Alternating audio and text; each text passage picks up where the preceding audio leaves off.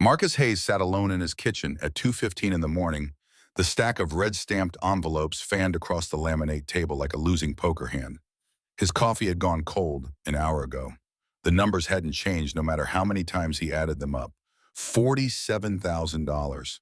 The calculator sat silent beside his calloused hand, mocking him with its blank screen. The phone buzzed against the table. A text from Mercy General Hospital glowed in the darkness. Final notice payment due within 48 hours or account transferred to collections. From the narrow hallway came the sound he'd been dreading. Ember's cough, dry rasping, the kind that made her small chest heave. Marcus was on his feet before conscious thought caught up, moving down the hall toward her room. The nightlight, shaped like a crescent moon, cast pale blue shadows across her face. She clutched Mr. Cotton, the stuffed rabbit, with one ear bent permanently forward. Her eyes fluttered open. Those brown eyes, so much like Rachel's, it sometimes stole his breath. Marcus knelt beside the bed, checking the inhaler on her nightstand. $3.50 for a refill. The old one was nearly empty. He smoothed the dark curls away from her forehead, feeling the slight wheeze in each breath. She drifted back to sleep within minutes, but Marcus stayed there on his knees, watching the rise and fall of her chest. 6 years old, first grade at PS 149. She'd lost her mother at 3 and didn't even remember Rachel's voice anymore. Some nights Marcus played old videos on his phone just so she could hear it, pretending it helped her, when really it was him clinging to echoes. Back in the kitchen, he opened his laptop. The browser history showed his desperate search. Second jobs, Queens, night shift carpentry, emergency loans, bad credit. Nothing that would bridge the gap between his skilled labor rate and what his daughter's lungs demanded. Then he saw it. Posted 2 hours ago on Craigslist, buried between ads for furniture movers and part-time drivers. Need presentable individual for family event. 2 weeks, 15,000, discretion essential. His finger hovered over the phone number. Presentable meant they wanted someone who looked the part. Discretion meant something wasn't quite legal, or at least wasn't quite honest. 15,000 would cover Ember's prescriptions for a year, buy some breathing room on the bills, keep the debt collectors from circling like gulls over chum. Men like him didn't take jobs like this, but fathers like him did what was necessary. He pressed call. The address led to a glass tower in Midtown, the kind of building where the doorman wore white gloves and the lobby marble probably cost more than Marcus made in 6 months. The man in the burgundy uniform looked him over, worn jeans, clean work boots, his only sport coat from the funeral 3 years back, and his expression suggested Marcus had taken a wrong turn somewhere. 42nd floor. The elevator moved so smoothly Marcus barely felt the acceleration. When the doors opened, they revealed a private vestibule with a single door. He knocked twice. She answered in seconds. Tall, maybe 5'8", with dark auburn hair pulled back in some complicated twist that probably had a French name. Her eyes hit him first green, like deep water, assessing him in the half-second before her expression locked into something pleasant and controlled. The gray suit looked hand-tailored. The heels were red-soled, which Rachel once told him meant Louboutin, which meant stupid money. Marcus recognized her immediately. Not from personal acquaintance, but from the magazine he'd been staring at in the hospital waiting room 3 weeks ago while they ran Ember's pulmonary function tests. Victoria Lancaster, youngest female CEO of a Fortune 500 company. Lancaster Technologies, something to do with artificial intelligence chips. The article called her the Ice Queen of Silicon Valley. He decided on honesty as his opening move. Lying to someone this sharp seemed like bringing a pocket knife to a sword fight. His voice came out steady. "You're Victoria Lancaster."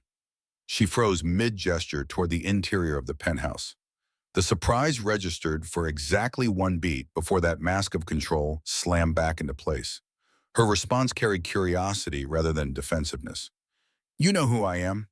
Marcus stepped inside when she gestured, taking in the space floor-to-ceiling windows, showing Central Park sprawling north, the Hudson glinting west. The furniture looked like it belonged in a museum.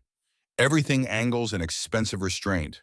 A Rothko on the wall if he'd remembered his art history correctly. Rachel had dragged him to MoMA once, tried to teach him to see what she saw in abstract expressionism. He'd never quite gotten it, but he remembered the names. He met her gaze directly. "Saw you in Forbes, in the hospital waiting room. Youngest female tech CEO. Hard to forget a face like that." Something shifted in her expression, not pleasure at the compliment, but a kind of weary recognition. She'd heard versions of that line before, probably from men trying to leverage her looks into some kind of advantage. But Marcus hadn't meant it as flattery, just stating facts. She crossed her arms, the movement defensive despite the confident posture. You researched me before coming here. Marcus shook his head. Recognized you after I saw the address. I've got a 6-year-old daughter. I don't meet strangers at 2 in the morning without knowing who they are. Called a buddy who does security work. He pulled your name off the building directory, confirmed what I'd already guessed. That earned him a different look, something that might have been respect.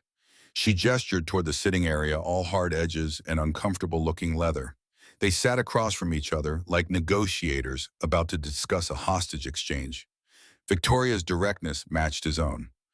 I need someone to pretend to be my boyfriend for 2 weeks.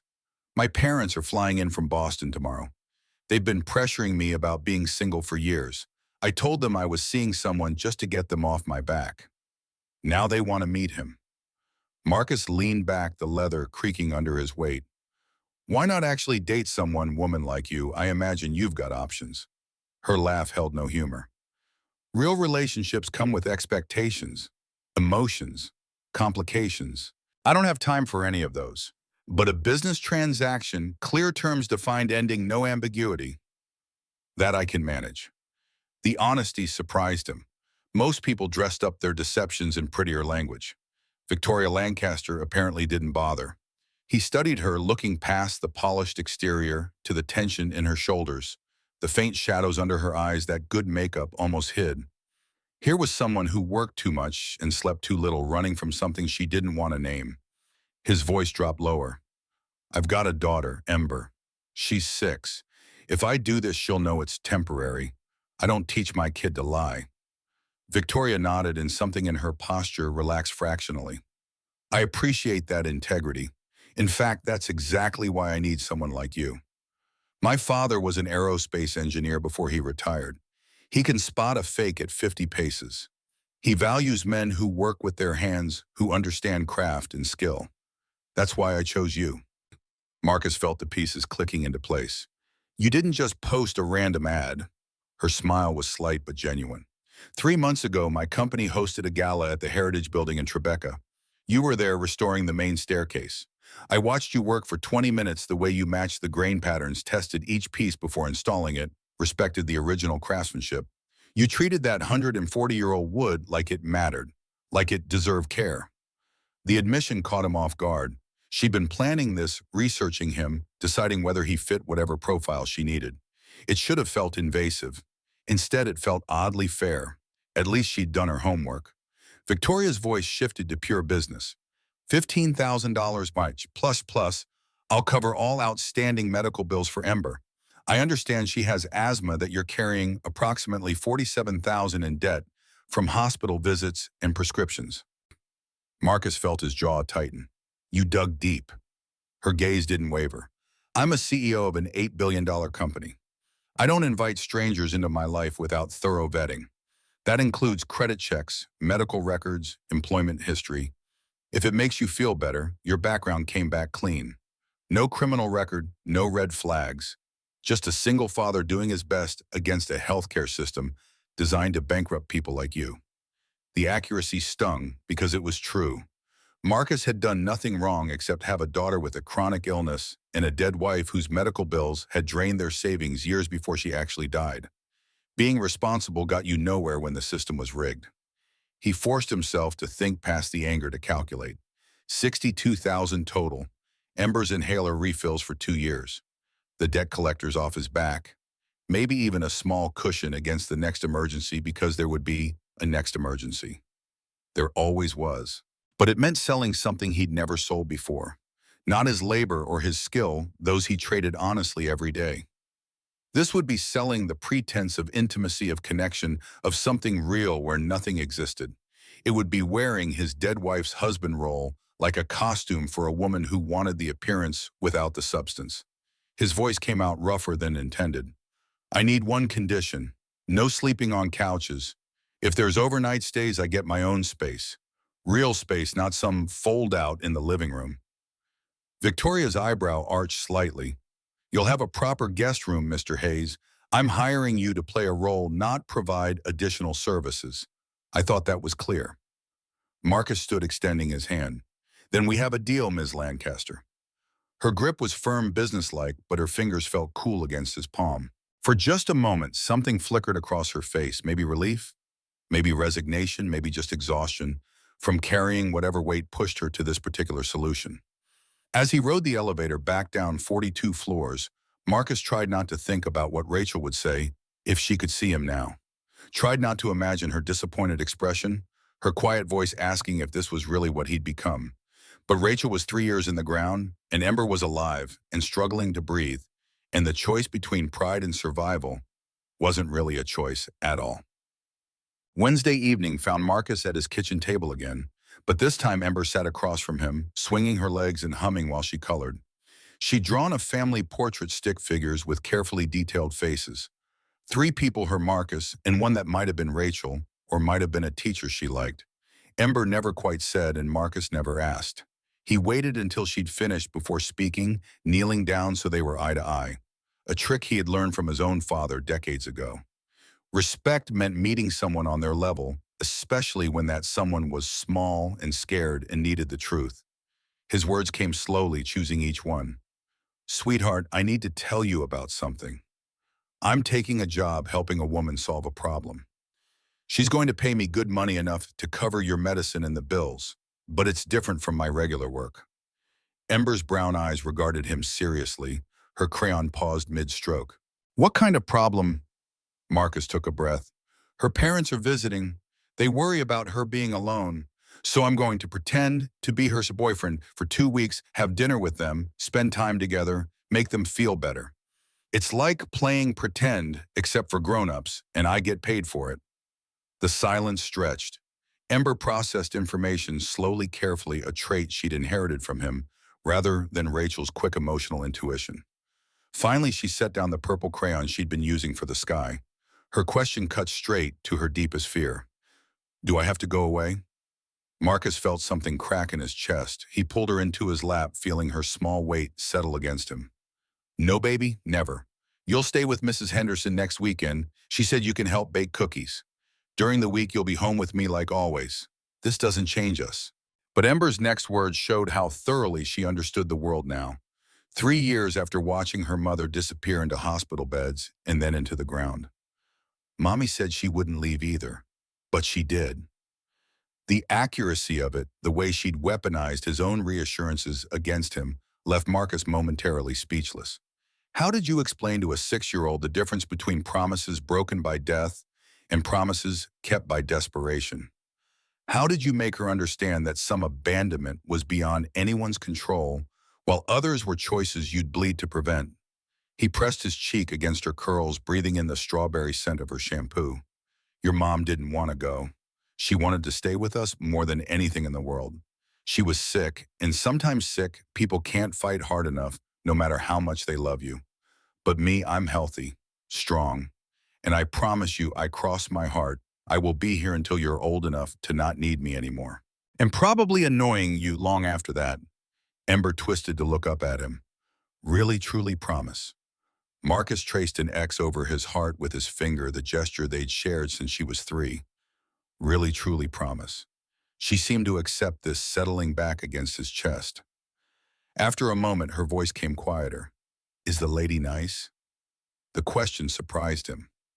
He hadn't expected Ember to think about Victoria as a person, just as an abstract concept threatening their 2-person universe. But she'd always been perceptive, beyond her years, reading emotional currents he sometimes missed. He chose his words carefully. I think she's sad, like we were sad when Mommy died. And I think she works too much so she doesn't have to feel it. Ember nodded against his shirt as if this made perfect sense to her. Maybe it did. Maybe children understood grief better than adults accepted it without needing to analyze or fix it. They just knew some people carried heavy things. After he'd tucked her into bed 3 stories tonight instead of 2, because she'd asked, and he couldn't refuse, Marcus stood in the doorway watching her sleep. Mr. Cotton was clutched tight against her chest. The nightlight painted everything in soft blue shadows. Rachel stared at him from the photo on Ember's nightstand. taken at Coney Island 4 months before the diagnosis. Her blonde hair wind-tangled, her smile wide and genuine, her hand resting on the curve of her pregnant belly. They'd been happy that day, stupidly, naively happy, with no idea what was coming. He'd promised Rachel something too in those final hours when the morphine made her words slur, but her grip on his hand stayed iron tight. She'd made him swear not to let her death stop him from living, not to turn their love into a cage that trapped him in the past. At the time, he'd agreed because saying yes seemed like the kindest lie. 3 years later, he'd kept himself alive and functioning and earning money but living. That was something else entirely. The construction site smelled of sawdust and polyurethane, familiar and grounding. Marcus worked on the Park Slope brownstone every Thursday, part of a 6-month restoration project for a couple who'd bought the place cheap and didn't realize what they'd gotten into.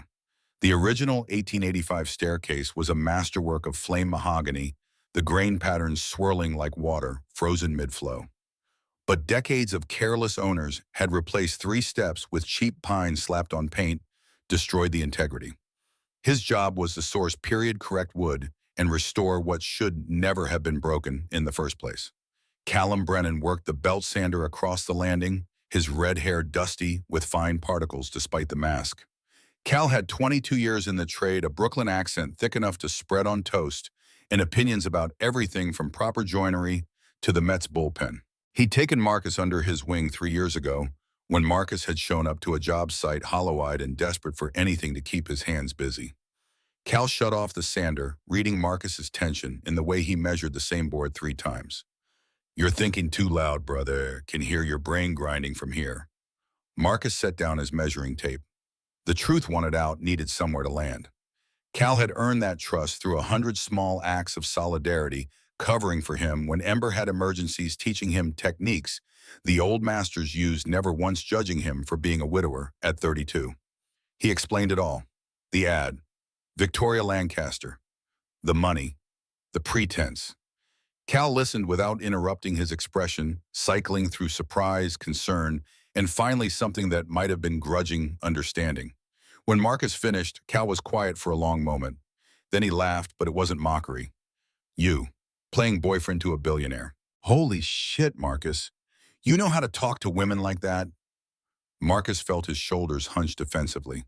"That's the problem. I only know how to be myself. Rachel was a nurse, practical, real, no games. This is different." Cal moved closer, gripping Marcus's shoulder with a hand as calloused as his own. "Listen up, buddy. You're the best carpenter I've ever worked with. You know why? Because when you look at a piece of wood, you see its whole story. What tree it came from, how it was cut, what weather it survived. You read history in grain patterns like normal people read books." Marcus frowned, not following the connection. Cal's grip tightened. The older man's voice carried absolute certainty. "That skill, that's seeing you use it on people too. You read them.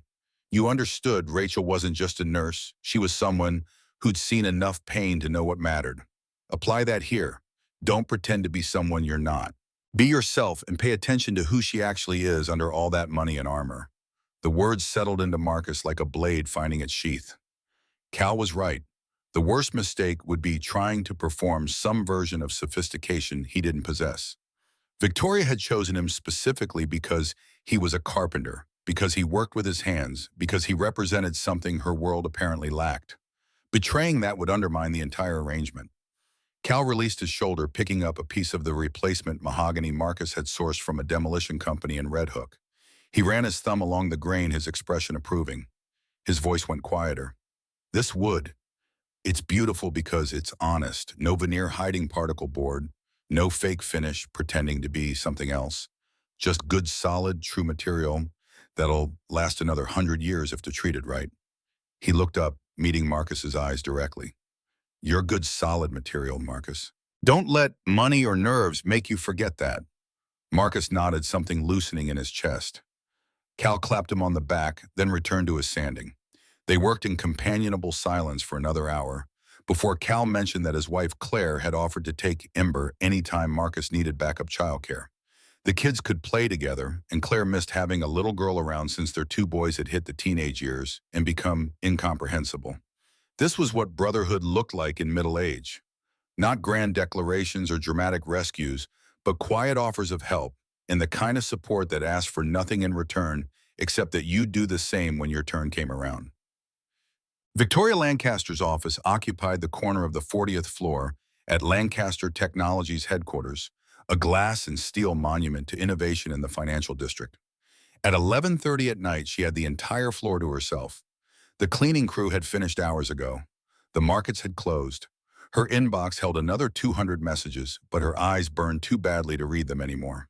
She stood at the window, forehead pressed against the cool glass, watching the city pulse and glow below. From this height, individual people disappeared. Only patterns remained, traffic flowing lights winking on and off the great organism of Manhattan, breathing in its sleep. Diane Brooks appeared in the doorway, her reflection visible in the window. 50 years old, iron gray hair and a practical bob, the kind of unflappable competence that made her worth double her already substantial salary. She'd been Victoria's executive assistant for 7 years, which meant she'd witnessed the worst of the workaholic spiral and stayed loyal through it all. Her voice carried gentle reprimand. "You should go home. You look like hell." Victoria didn't turn around. "I need to finish the Nakamura presentation. The board meeting is Monday." Diane crossed the office, setting a cup of proper espresso, not the swill from the break room, on Victoria's desk. "The presentation is finished. You've revised it 4 times. At this point, you're just moving pixels around to avoid going back to that empty penthouse." The accuracy stung. Victoria finally turned, accepting the espresso. Diane was one of maybe 3 people who could speak to her like this honestly, without fear, treating her like a human rather than a title. It was simultaneously comforting and exhausting. She deflected with practicality. "Did you finalize the arrangements for my parents?" Diane's expression shifted to something more concerned. "Hotel suite booked at the Langham. Dinner reservations Friday, brunch Saturday. And speaking of which, are you certain about this Marcus Hayes situation?" Victoria sipped the espresso, buying time to frame her response. "It's a logical solution.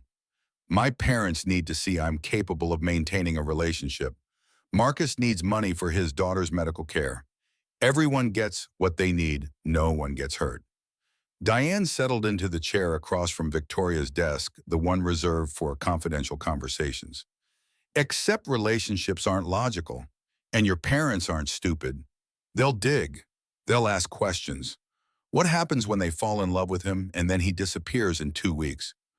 The question hit closer to home than Victoria wanted to acknowledge. She'd built her entire post-Daniel life on the principle that emotions were liabilities, that control and logic could replace the messy unpredictability of human connection.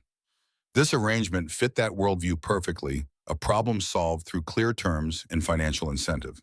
But Diane was pointing at the flaw in the architecture. Her parents would invest emotionally even if Victoria didn't.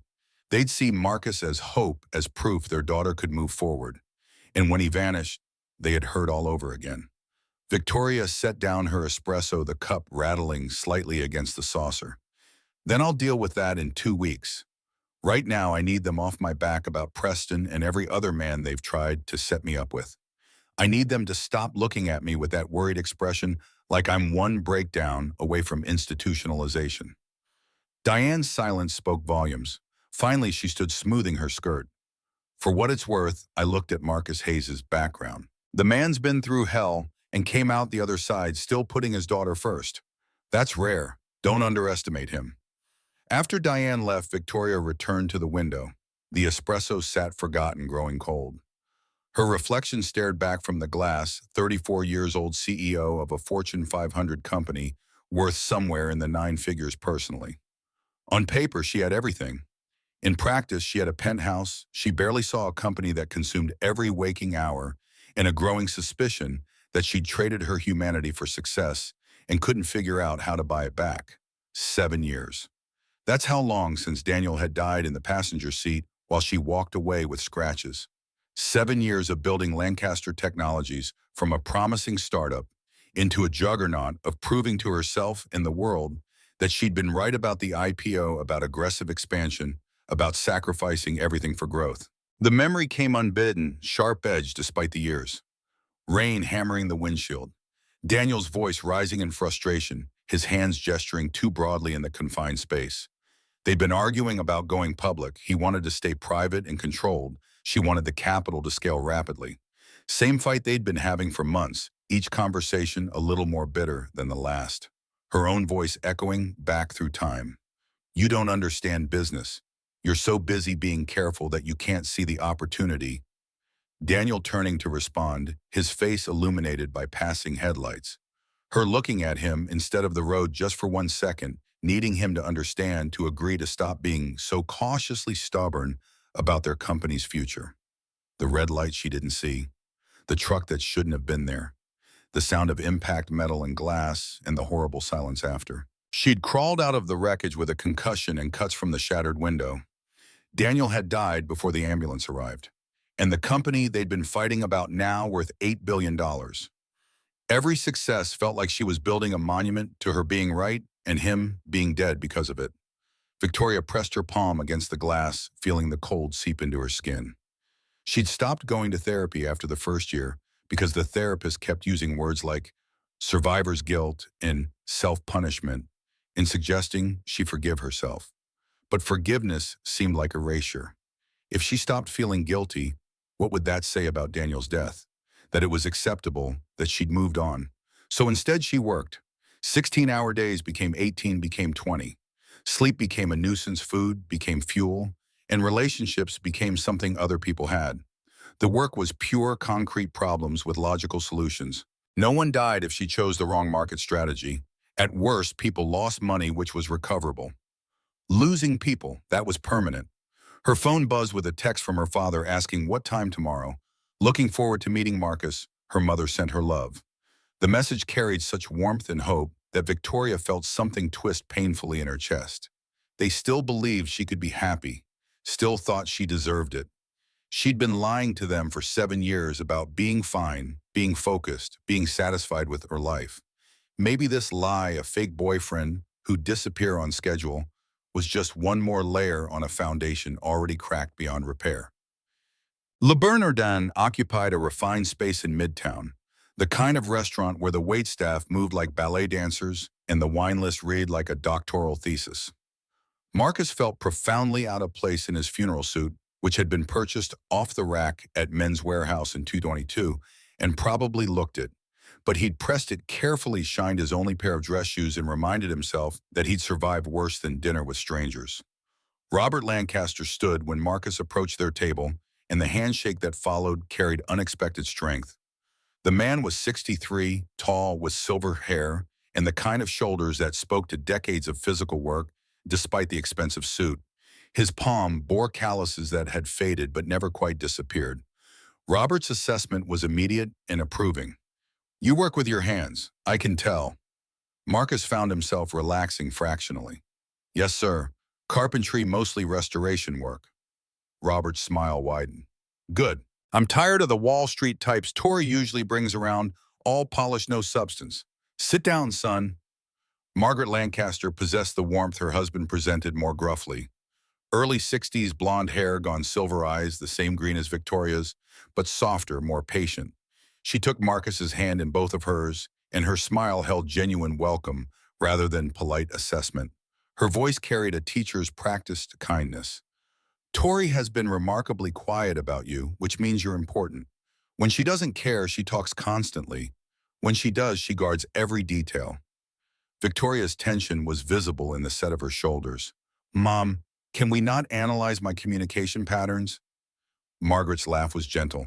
Of course, sweetheart. Marcus, tell us about yourself. They'd rehearsed the story, met 2 months ago at a charity gala held at the Heritage Building in Tribeca. Victoria was the keynote speaker. Marcus was working on the staircase restoration. He'd accidentally bumped into her while carrying tools, nearly knocked her down the stairs. Apologized profusely. She'd noticed his work instead of the near accident, struck up a conversation about preservation versus renovation. Coffee had followed, then dinner, then a careful progression into something neither of them had expected. The lie flowed smoothly because it was built on truth. They had met at the Heritage Building, just not romantically. Victoria had indeed noticed his work. The rest was just filling in the gaps with plausible details. Margaret's next question cut deeper. And your daughter Ember, is that right? Such an unusual name. Marcus pulled out his phone, navigating to his photos. Ember at the playground, mid-laugh. Ember concentrating on a puzzle. Ember asleep with Mr. Cotton clutched tight. He handed the phone to Margaret, watching her face soften as she scrolled. Margaret's voice went quieter. She has your eyes. Beautiful child. And her mother? The table went still. This was the part they hadn't rehearsed because Marcus had told Victoria he wouldn't lie about Rachel. Some truths were too sacred to weaponize for someone else's family drama. His voice came out rougher than intended. My wife Rachel passed away 3 years ago. Breast cancer, stage 3. We fought for 14 months, but it wasn't enough. Margaret's hand flew to her mouth, her eyes immediately wet. Oh, Marcus, I'm so sorry. How devastating. The sympathy was genuine, which made it harder to receive. Marcus forced himself to meet her gaze. Some days are better than others. Ember barely remembers her, which is both a mercy and a tragedy. But we manage. We have to. Under the table, Victoria's hand found his. The gesture was supposed to be part of the performance, the supportive girlfriend offering comfort. But her fingers laced through his with a pressure that felt like more than acting, like she understood exactly the weight of carrying a dead spouse through every social interaction. Robert's voice carried unexpected emotion. Takes real strength to raise a child alone. Real character. My father died when I was 8. My mother worked 3 jobs to keep us fed. I know what single parents sacrifice. The conversation shifted. Marcus grateful for the reprieve.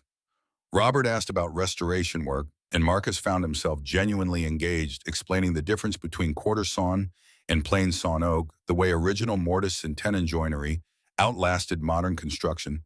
By centuries, the satisfaction of matching grain patterns so perfectly, the repair became invisible. Robert leaned forward, his expression animated. That's exactly what I loved about aerospace engineering. Understanding why the old designs worked, not just copying them blindly. The DC-3 flew for 40 years because the engineers understood principles, not just formulas. They talked shop for 20 minutes, 2 men who understood the dignity of skilled craftsmanship finding common ground across different industries. Marcus forgot to be nervous, forgot he was being paid to sit here. This was just good conversation with someone who valued the same things he did. Margaret watched her daughter throughout, her expression thoughtful. Later, when the men were debating the merits of various wood finishes, she leaned close to Victoria and whispered something Marcus couldn't hear. Victoria's response was sharp defensive, but her mother just smiled and patted her hand. As dessert arrived, something architectural involving chocolate and gold leaf. Robert pulled Marcus aside under the guise of showing him something on his phone. They stood near the bar, away from the table. Robert's voice dropped to something more serious. I know my daughter, Marcus. Victoria doesn't let people in easily. After Daniel died, she locked herself away. I've watched her bring home various men over the years, successful, ambitious, usually terrible fits. But the way she looks at you is different. Marcus felt his chest tighten. Sir, I do not. Robert held up a hand. I'm not asking you to explain or justify anything. I'm just saying she's been hurt badly. She blames Heike herself for Daniel's death, even though the accident wasn't her fault. Any relationship with her comes with that ghost. Be patient with her. And if this isn't real for you, please don't let her think it is. She's had enough loss. The older man's perception cut too close to truth. Marcus found himself nodding, unable to form words that wouldn't be lies. Robert clapped his shoulder, approval or warning or both, and they returned to the table. The evening ended with plans for Saturday brunch addresses, exchanged, Robert insisting on picking up the check, despite Marcus's half-hearted protest. As they stood outside the restaurant, waiting for Victoria's driver, Margaret hugged Marcus with surprising strength. Her whisper was for him alone. Thank you for making her smile. I haven't seen her really smile in years. In the car, heading back to Queens, to relieve the neighbor watching Ember, Marcus stared out at the passing lights. Victoria sat beside him, her mask firmly in place, checking her phone with the same intensity someone might watch the stock ticker. Finally, she spoke without looking up. You were good tonight. Natural. My father likes you, which is rare. Marcus turned to face her profile. He's worried about you. They both are. Her fingers stilled on the screen. I know. That's why I needed someone they'd believe could care about me. Someone real, not another Preston, who saw me as a trophy or a networking opportunity. The honesty disarmed him. Is that what you think people see? A trophy? Victoria's laugh held no amusement. I'm worth 9 figures personally, Mr. Hayes. My company is worth billions. Every person I meet calculates what I can do for them before they learn my favorite color. That's just reality. Marcus thought about that, about living in a world where trust was impossible, where every interaction came with a hidden agenda. His life was hard in concrete ways, not enough money, constant worry about Ember's health, the grinding exhaustion of single parenthood. But at least when people helped him, they did it because they genuinely wanted to. Cal offering childcare didn't come with strings. Mrs. Henderson, watching Ember for a few extra hours, asked nothing in return. His voice came out gentler than he'd planned. For what it's worth, your father didn't calculate anything tonight. He just saw his daughter with someone who treated her like a person instead of a position. Victoria finally looked at him, something vulnerable flickering in her green eyes before she locked it away. That's because he doesn't know this is fake. The moment the transaction ends, so does the illusion. The driver pulled up to Marcus's building. Victoria's gaze traveled over the modest facade, the graffiti on the corner bodega, the real Brooklyn that existed outside tourist brochures. If she judged, her expression didn't show it. Marcus gathered his jacket. Same story for tomorrow, the Heritage Building. Meet cute. Victoria nodded. Brunch at Sarah Beth's, 10 o'clock. I'll pick you up at 9:30. He paused with his hand on the door. Thank you. For tonight. For the money. For all of it. This helps more than you know. Her smile was small but seemed genuine. You earned it. Good night, Marcus. Walking up the 3 flights to his apartment, Marcus tried to separate performance from reality, professional courtesy from actual connection. But Victoria's hand finding his under the table kept replaying in his mind, and he couldn't quite convince himself it had been entirely fake. Saturday morning arrived with unexpected warmth. March pretending it might actually become spring. Victoria's text came at 8. Plans changed. Bring Ember. Mrs. Henderson's sick. Marcus's neighbor had called at 7, apologetic and congested, unable to watch Ember as planned. He'd been about to cancel, to apologize, to reset the timeline. But Victoria had offered an alternative before he'd even asked. Ember wore her favorite denim dress, her dark curls partially tamed by Marcus's attempts at a ponytail. She clutched Mr. Cotton tight, her anxiety visible in the way she stayed pressed against Marcus's leg when Victoria's car pulled up. Victoria emerged looking different: jeans, a cashmere sweater, in dove gray sneakers that probably cost more than Marcus's monthly rent, but at least were recognizable as normal clothing.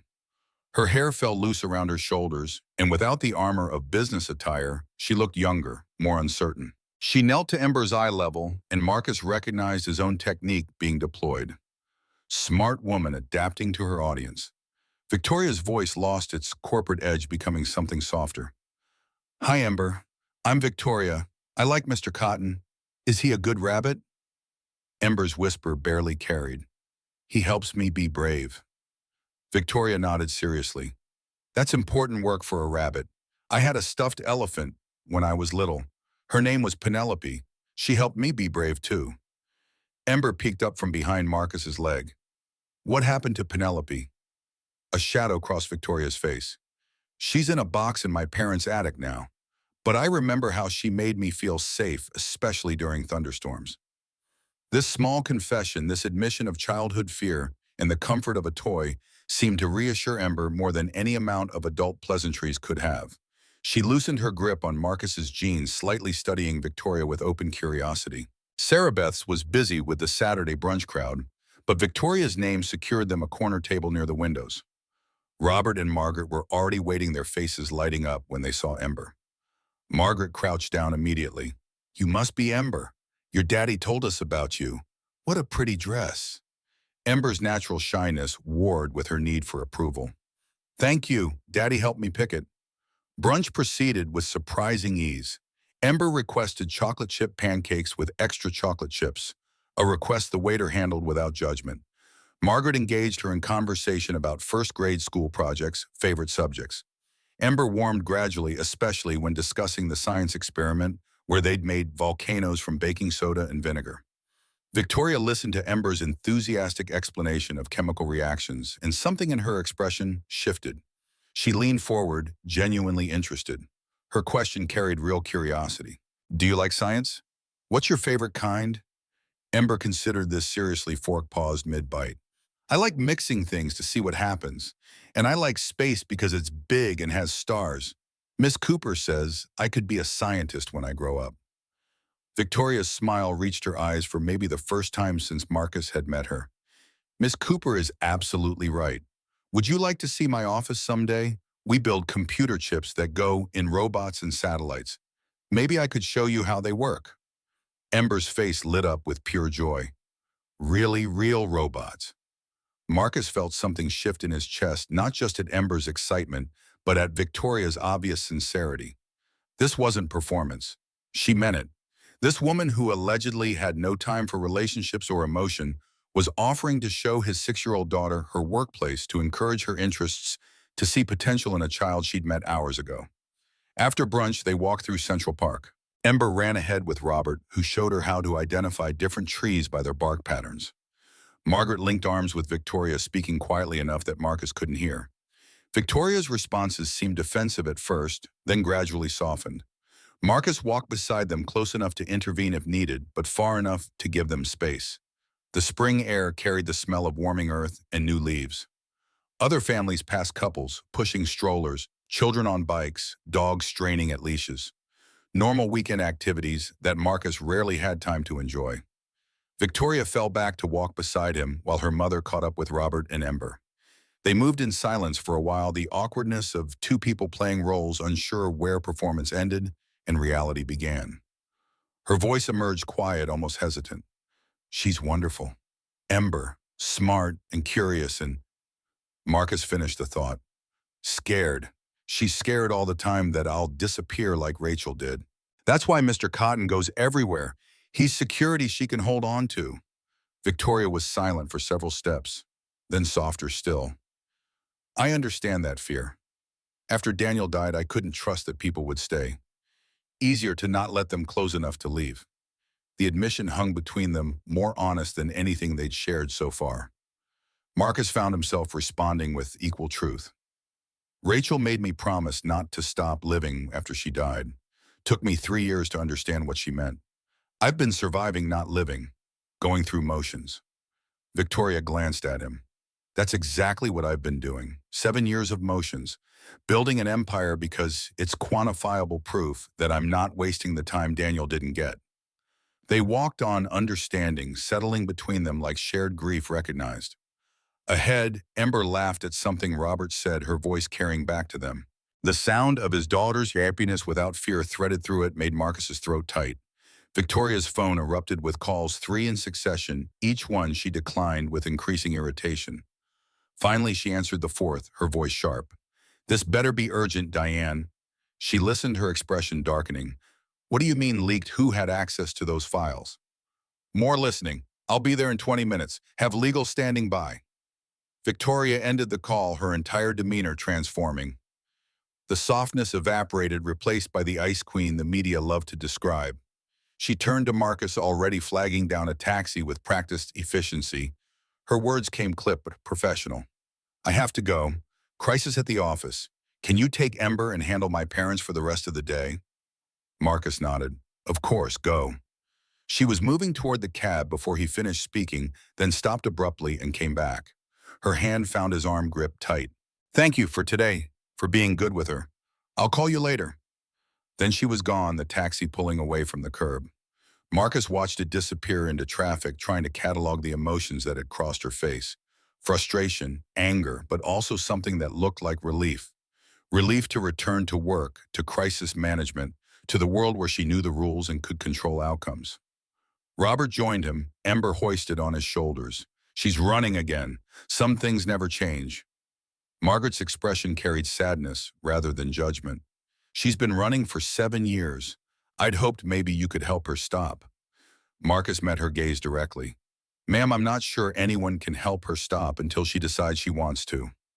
They spent the afternoon together anyway, the zoo ice cream stories about Victoria's childhood that painted a picture of a brilliant, driven girl who'd always expected too much of herself. By the time Marcus got Ember home, she was exhausted and happy, chattering about the tigers and the promise of seeing robots. That evening, after Ember was asleep, Marcus stood in his kitchen with a beer. He wasn't really drinking. His phone showed a message from Victoria. Crisis contained. Thank you for covering. You were good with my parents. He typed back, they're good people. Worried about you. Three dots appeared, disappeared, appeared again. Finally, I know, that's the problem. Easier when no one cared. Marcus stared at those words, understanding the isolation they represented. He'd felt it too after Rachel died, the weight of people's concern becoming its own burden, their worry a constant reminder of your own failure to be okay. His response took several attempts to phrase right. Sometimes caring is the only thing that makes it bearable. No response came. Marcus eventually went to bed, but sleep took hours to arrive. When it did, he dreamed of Victoria's hand finding his under the table and Rachel watching from somewhere distant, her expression unreadable. Monday morning found Marcus back at the park slope brownstone, but his mind kept drifting from the mahogany he was sanding. Cal noticed immediately, shutting off his compound miter saw to study Marcus with narrowed eyes. Cal's observation was blunt. You're thinking about her. Marcus didn't bother denying it. Met her parents this weekend. They're good people. Real. Not what I expected from billionaire in-laws. Cal leaned against his workbench. And the woman herself. Marcus ran his hand along the wood grain, feeling for imperfections. Complicated, smart as hell, driven, successful, but there's something hollow underneath. Like she built this empire and forgot to include a foundation for herself. Cal grunted. A lot of people do that. Work becomes the drug, keeps you from feeling the things you don't want to feel. The accuracy of that observation hit Marcus harder than expected. Hadn't he done the same thing after Rachel died?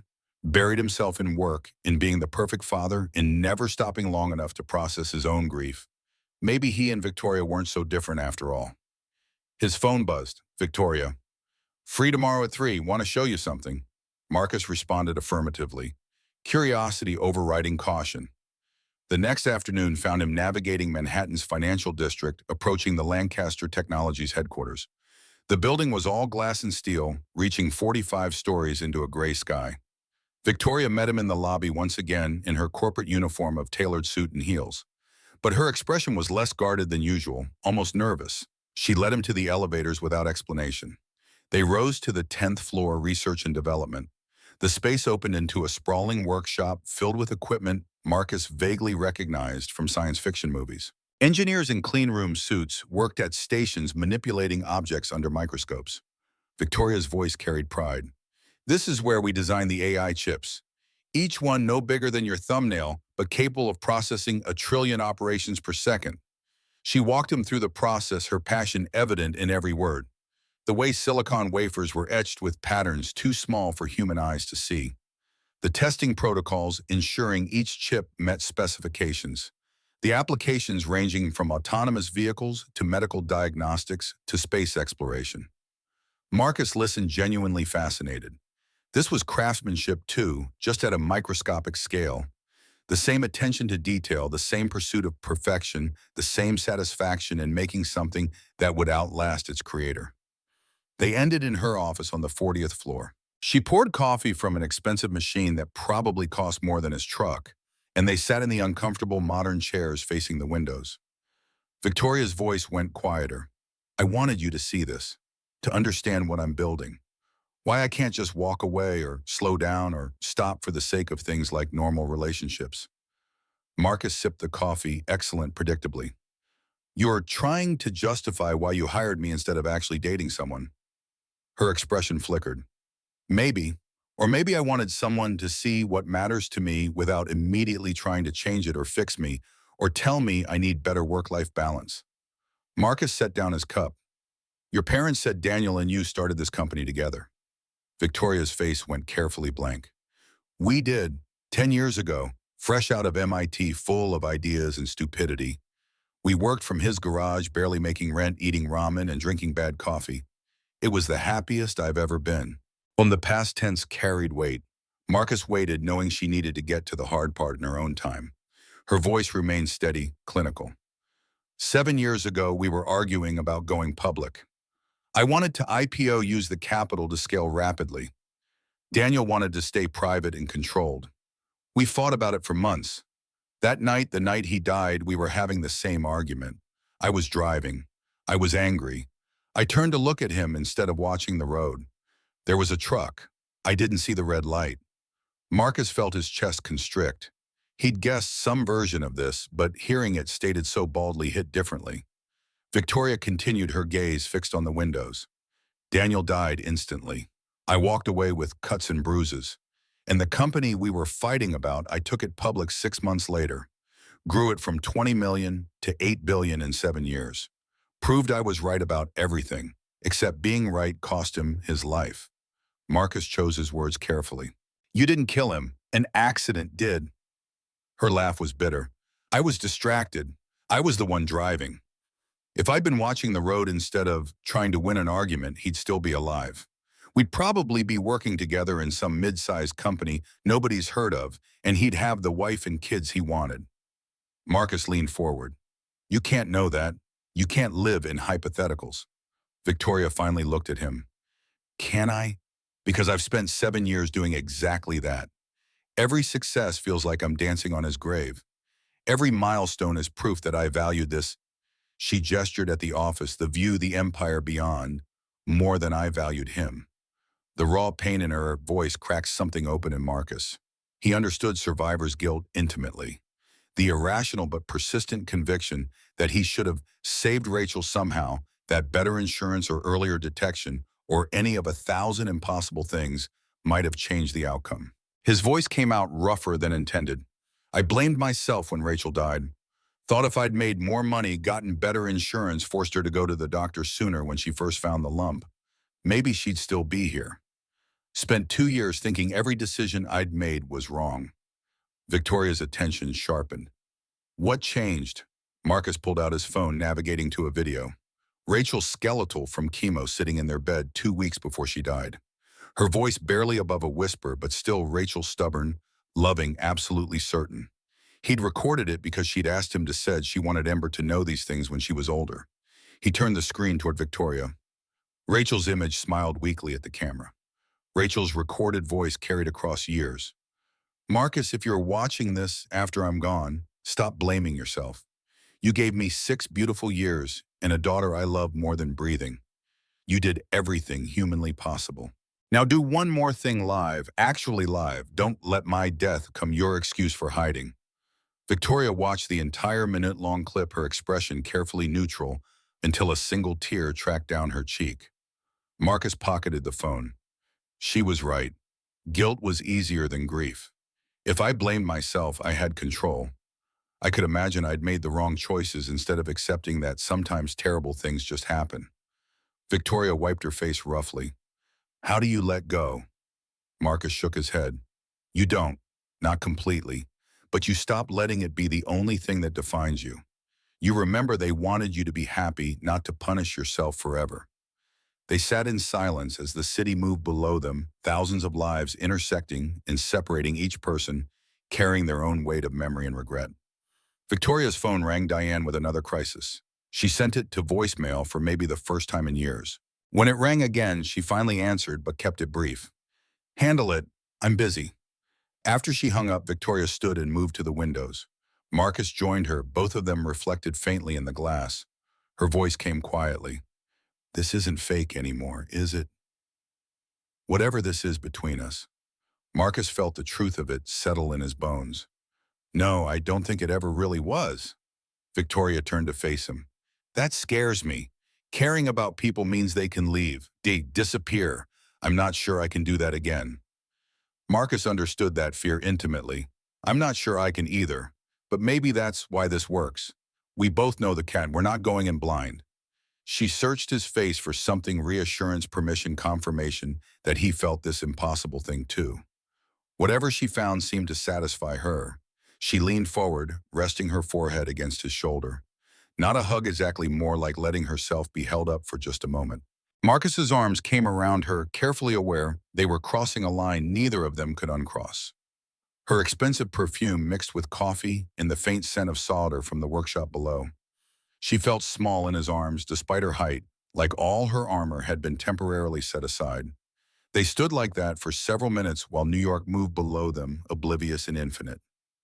Wednesday evening, Marcus and Victoria had dinner with her parents at a small Italian restaurant in Greenwich Village.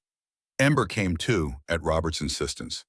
The meal proceeded pleasantly, good food, easy conversation. Ember charming everyone by asking Robert detailed questions about airplane design. But Victoria's phone wouldn't stop buzzing. 3 times during appetizers, twice during the main course. She kept declining the calls, her jaw getting tighter each time. Robert's patience snapped during dessert.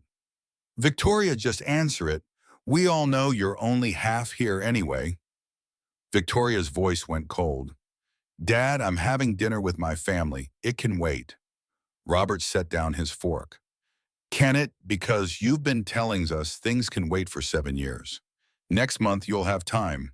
Next quarter you'll slow down. Next year you'll take a real vacation. But next never comes, does it? Margaret touched his arm. Robert, not here. But Robert was done being patient. When, Victoria? When do you finally forgive yourself? When do you stop punishing yourself for something that wasn't your fault? Victoria stood abruptly, her chair scraping. You don't know what you're talking about. Robert stood too, his voice rising. Michael wouldn't have wanted this. He loved you. He'd be devastated to see what you've become, a workaholic hiding behind success because you're too afraid to actually live. Victoria's face went white. Don't you dare tell me what Michael would have wanted. The restaurant had gone quiet, other diners watching the scene unfold. Ember pressed against Marcus, scared by the raised voices. Margaret looked stricken. Victoria grabbed her purse, her movements sharp. I need air. She was out the door before anyone could respond. Marcus stood torn between following and staying with Ember. Margaret made the decision for him. Her voice was gentle but firm. Go. She needs someone right now, even if she won't admit it. Marcus found Victoria half a block away, standing against a building, arms wrapped around herself. The spring evening had turned chilly, and she wore only a thin cardigan over her dress. He shrugged off his jacket and draped it over her shoulders without asking permission. She didn't push it away. I'm sorry you had to see that. Marcus leaned against the wall beside her. Your dad's worried. They both are. Victoria's laugh held no humor. They don't understand. No one does. Marcus waited, giving her space to get to what she really wanted to say. The street was quiet for Manhattan, a Wednesday evening, in a residential neighborhood, most people already home. Finally, Victoria spoke. Michael wasn't just my fiancé. He was my best friend. We met at MIT freshman year, 2 kids from nothing trying to prove we belonged. We built the company together from absolute zero, equal partners in everything. She paused, gathering herself. But I was always more ambitious. I wanted to change the world. Michael wanted a comfortable life and family. The night he died, we were fighting about the iPhone. I was driving too fast because I was angry. I turned to yell at him instead of watching the road. The truck came out of nowhere, and I killed the person I loved most because I valued winning an argument more than his safety. Marcus heard the pain beneath the words, the guilt that had metastasized into identity. Victoria, listen to me. I've spent 3 years blaming myself for Rachel's death, wondering if I'd made more money, gotten better insurance, noticed symptoms sooner, maybe she'd be alive. But grief doesn't work that way. We can't rewrite the past. Victoria turned to him. Then what do we do? How do we live with it? Marcus met her gaze directly. We honor them by not wasting the life they don't get to have. Rachel made me promise not to stop living. I think Michael would say the same thing. Something broke in Victoria's expression. Tears she'd been holding back for possibly years spilled over, and she made a sound that was half sob, half gasp. Marcus pulled her into his arms, and she collapsed against him, crying in a way that felt like purging poison. He held her while she shook, while pedestrians walked past awkwardly, while the city noise continued around them, indifferent. Eventually the storm passed. She pulled back, wiping her face with her hands, her mascara ruined, but her eyes clearer. Victoria's voice came out hoarse. I don't cry. I never cry. Marcus thumbed away a remaining tear. Maybe that's the problem. She looked at him, really looked, seeing past the arrangement and the money and the temporary nature of their agreement. What passed between them was recognition. 2 broken people finding matching pieces in each other's damage. Victoria kissed him, not tentative or questioning, but with the desperation of someone finally allowing themselves to feel. Marcus kissed her while tasting salt and coffee, and something he'd thought he'd never experience again after Rachel possibility. When they broke apart, both breathing hard, Victoria's expression mixed fear and relief. This wasn't supposed to happen. Marcus kept his hands on her waist, anchoring them both. No, but it did. Victoria's phone buzzed in her purse. She pulled it out, glanced at the screen, and for once ignored it completely. Then her expression changed, going from soft to sharp in an instant. She showed him the screen. A text from an unknown number. Stop Nakamura deal or people you love get hurt. Ember looks sweet at PS 149 playground, would be shame if something happened. Attached was a photo of Ember at school recess taken from across the street. Today's date was visible on a playground sign in the background. Marcus felt cold flood his system, every protective instinct slamming into high alert. His voice came out dangerous, barely controlled. Who the fuck threatens my daughter? Victoria was already dialing her face hard. Someone who just made a very bad mistake. Marcus had Ember out of PS 149 within the hour. Victoria made 3 phone calls from the back of her car while he drove first to Diane coordinating security, second to someone she called only Montgomery, third to a lawyer whose name Marcus didn't catch. Her voice stayed level throughout pure business efficiency, but her free hand gripped the seat hard enough that her knuckles went bloodless. They picked up Ember during afternoon recess. Marcus walked straight past the school secretary's protests, Victoria's corporate presence smoothing objections before they fully formed. Ember looked up from the sandbox confused when her father appeared in the playground. Mr. Cotton clutched under one arm. Marcus's voice came out steady despite the fear churning in his gut. Hey, sweetheart, we're going on an adventure. Going to visit Grandpa and Grandma Hayes upstate for a few days. Ember's face lit up. His parents had a small farm in Columbia County, chickens and apple trees, and all the space a city kid could want. But her smile faltered when she saw his expression, that uncanny ability children have to read adult fear through any mask. Her voice went small. Did I do something bad? Marcus knelt, pulling her close. No, baby, never. You're perfect. This is grown-up stuff, nothing to do with you. But I need you somewhere safe while I handle it. Victoria stood back, giving them space, but watching with an intensity that suggested she was cataloging this interaction for future reference. When they walked back to the car, Ember's small hand found Victoria's automatically, a gesture that seemed to surprise them both. The drive north took 2 hours through increasing green. Marcus's parents lived on 12 acres they'd bought 40 years ago, when land was cheap and dreams were affordable. His father, Kenneth Hayes, came out of the barn, wiping his hands on a rag, when the car pulled up the gravel drive. 71, still broad-shouldered, moving with the careful deliberation of someone whose back had given him trouble for a decade. Kenneth's eyes went from Marcus to Victoria to Ember, reading the situation faster than Marcus could explain. His mother, Constance, emerged from the house in her gardening apron, her silver braids swinging. Marcus's voice came out rougher than intended. Dad, I need you to keep Ember for a few days. There's a situation. Someone made threats. Kenneth's expression went hard. He'd served 2 tours in Vietnam before Marcus was born, came back different, according to family stories. But he'd built a quiet life here, raised 2 sons, never spoke about what he'd seen. Now that old vigilance reasserted itself in the set of his shoulders. Kenneth's response was immediate. She'll be safe here. Anyone comes near this property uninvited, they'll regret it.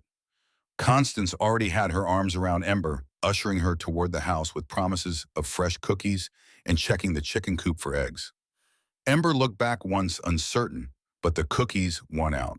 Marcus gave his father the short version, the arrangement with Victoria, the fake relationship that had stopped being fake, the business deal worth billions, that someone wanted stopped badly enough to threaten a 6-year-old. Kenneth listened without interrupting his expression, giving away nothing. When Marcus finished, his father gripped his shoulder. You did right bringing her here.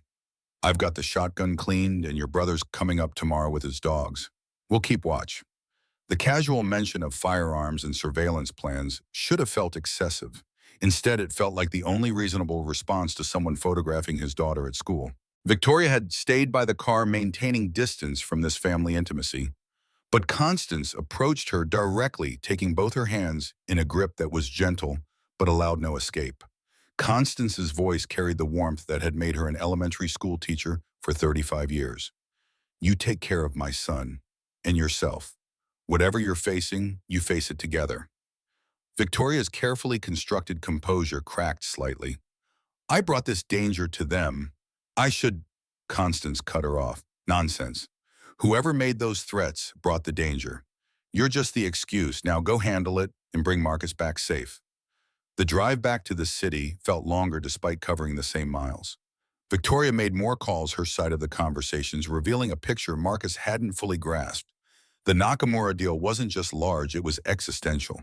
A partnership that would make Lancaster Technologies the dominant player in AI chip manufacturing, effectively controlling the market for the next decade.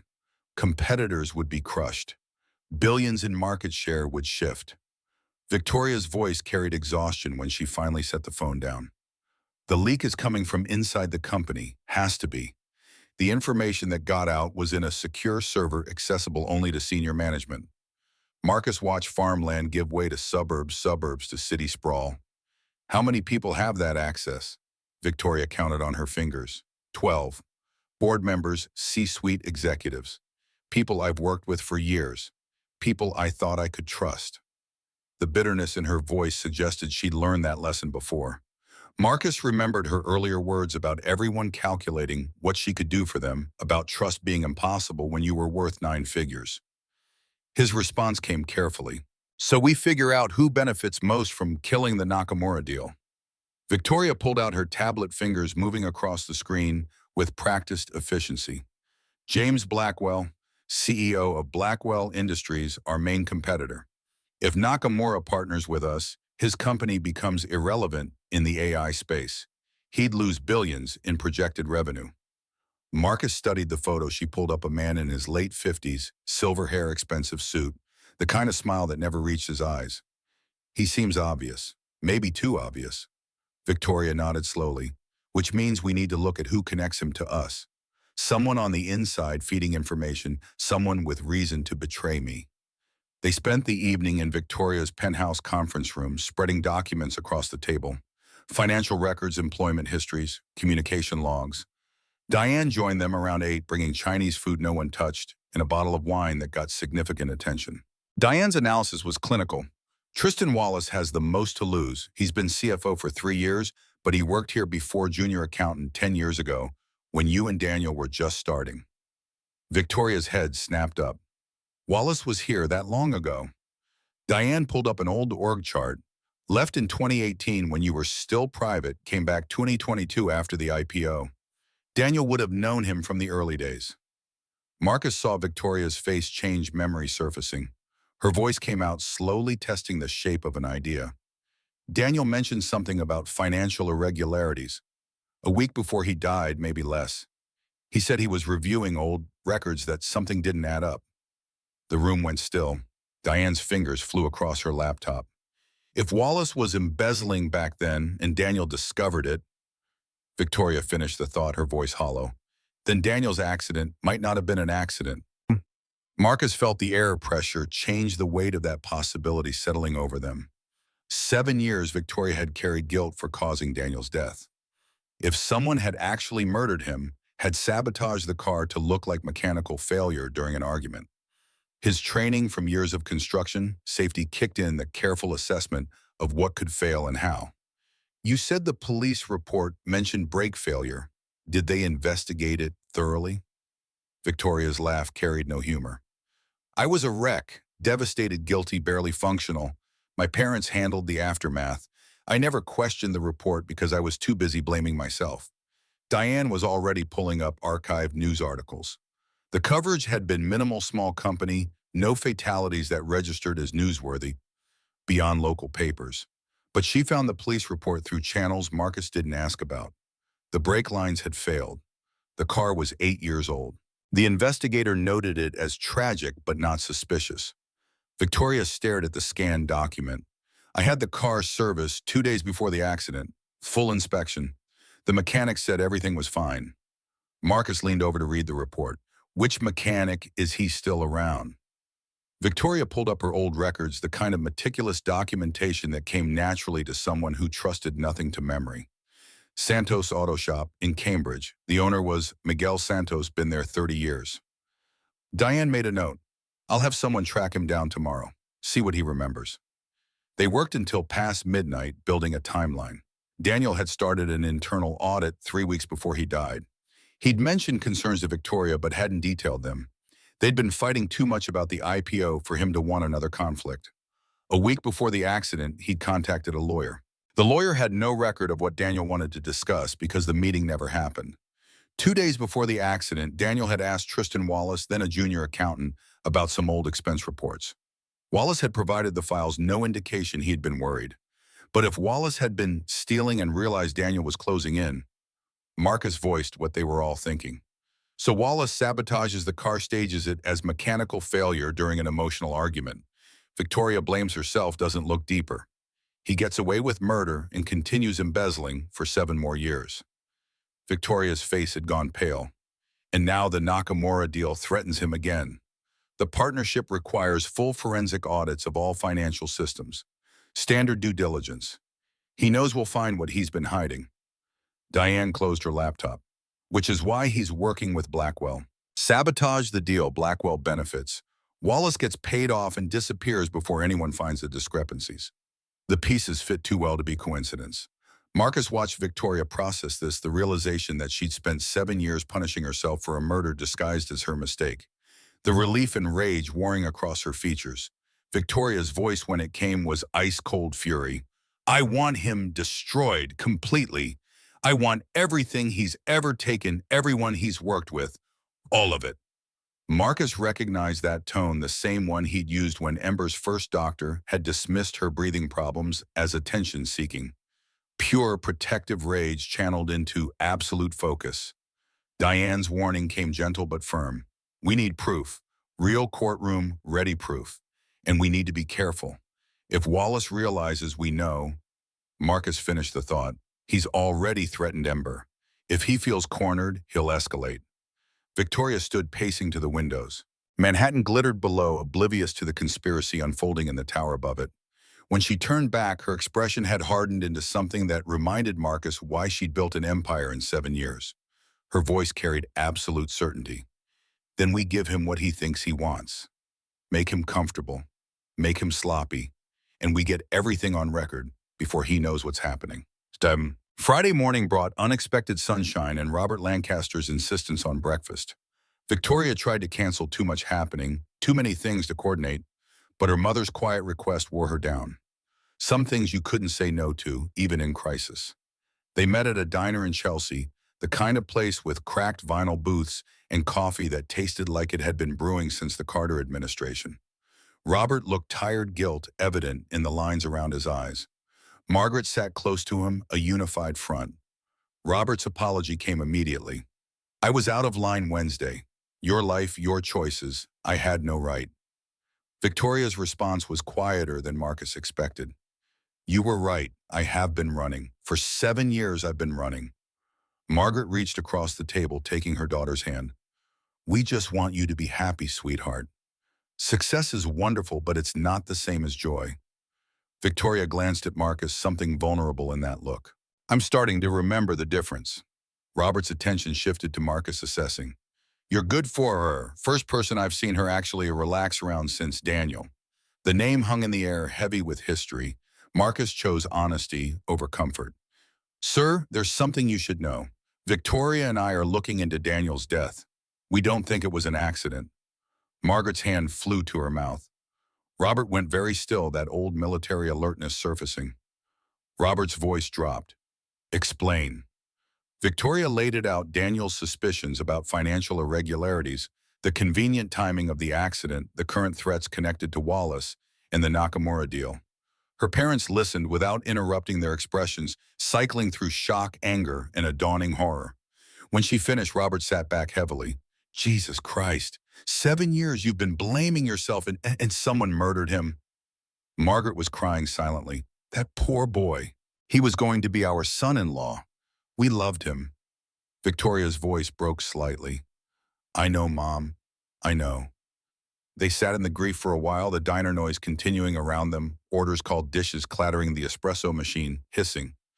Normal life flowing past their bubble of revelation. Finally, Robert leaned forward.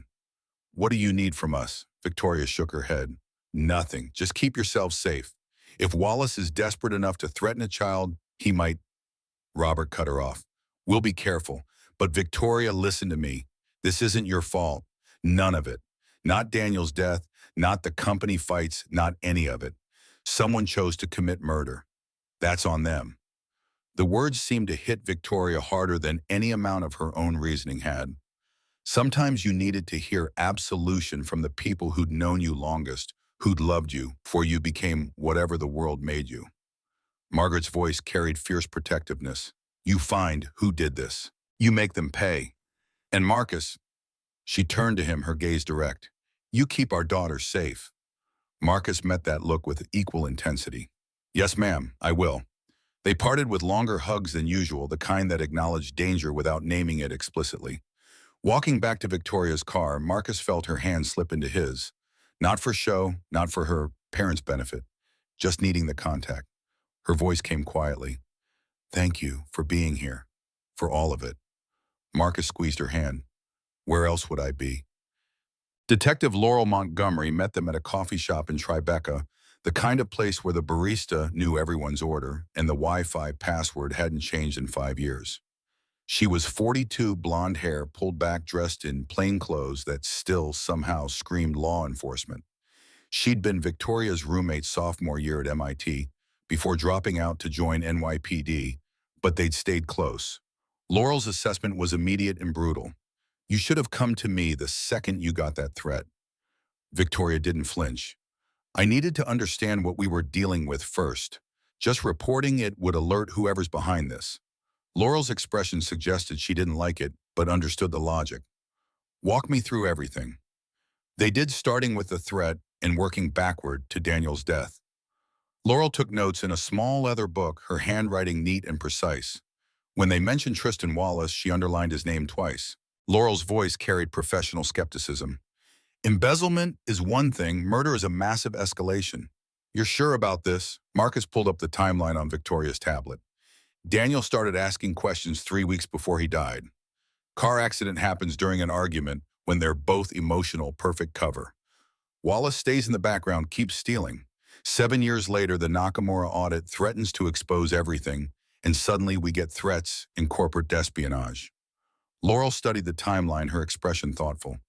It fits, but fitting isn't proof. We need something concrete. Victoria leaned forward. What if we get Wallace on tape, make him think he's safe, get him talking? Laurel's shake of her head was immediate. Absolutely not. This is police business now. You're not going to wire yourself up and confront a suspected murderer. Victoria's voice went hard. He's my CFO. I have every right to meet with him. The two women stared at each other.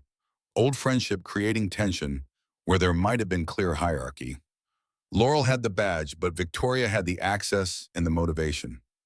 Marcus interrupted before it could escalate. What if Detective Montgomery supervises Victoria, wears a wire, but police are listening, ready to intervene if things go wrong? Laurel's expression suggested she didn't love it. That could work, but we'd need it to happen somewhere public-controlled, and Wallace would have to incriminate himself clearly, no ambiguity for lawyers to exploit. Victoria was already planning. I'll call an emergency board meeting for Monday. Tell him I need to discuss concerns about the Nakamura deal, ask him to meet me privately first. He'll think I'm getting cold feet, that he's winning. Laurel made more notes. Meanwhile, I'll pull Wallace's financials, see what I can find. If he's got offshore accounts or sudden unexplained income, that gives us leverage. And they spent another hour coordinating details. Laurel would work with her contacts in financial crimes, see if they could trace any payments from Blackwell or suspicious transactions. Victoria would act normal, maintain her routine, give Wallace no indication they suspected anything.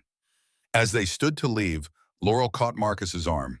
Her voice dropped low enough that Victoria signing the check couldn't hear. You care about her. I can see it.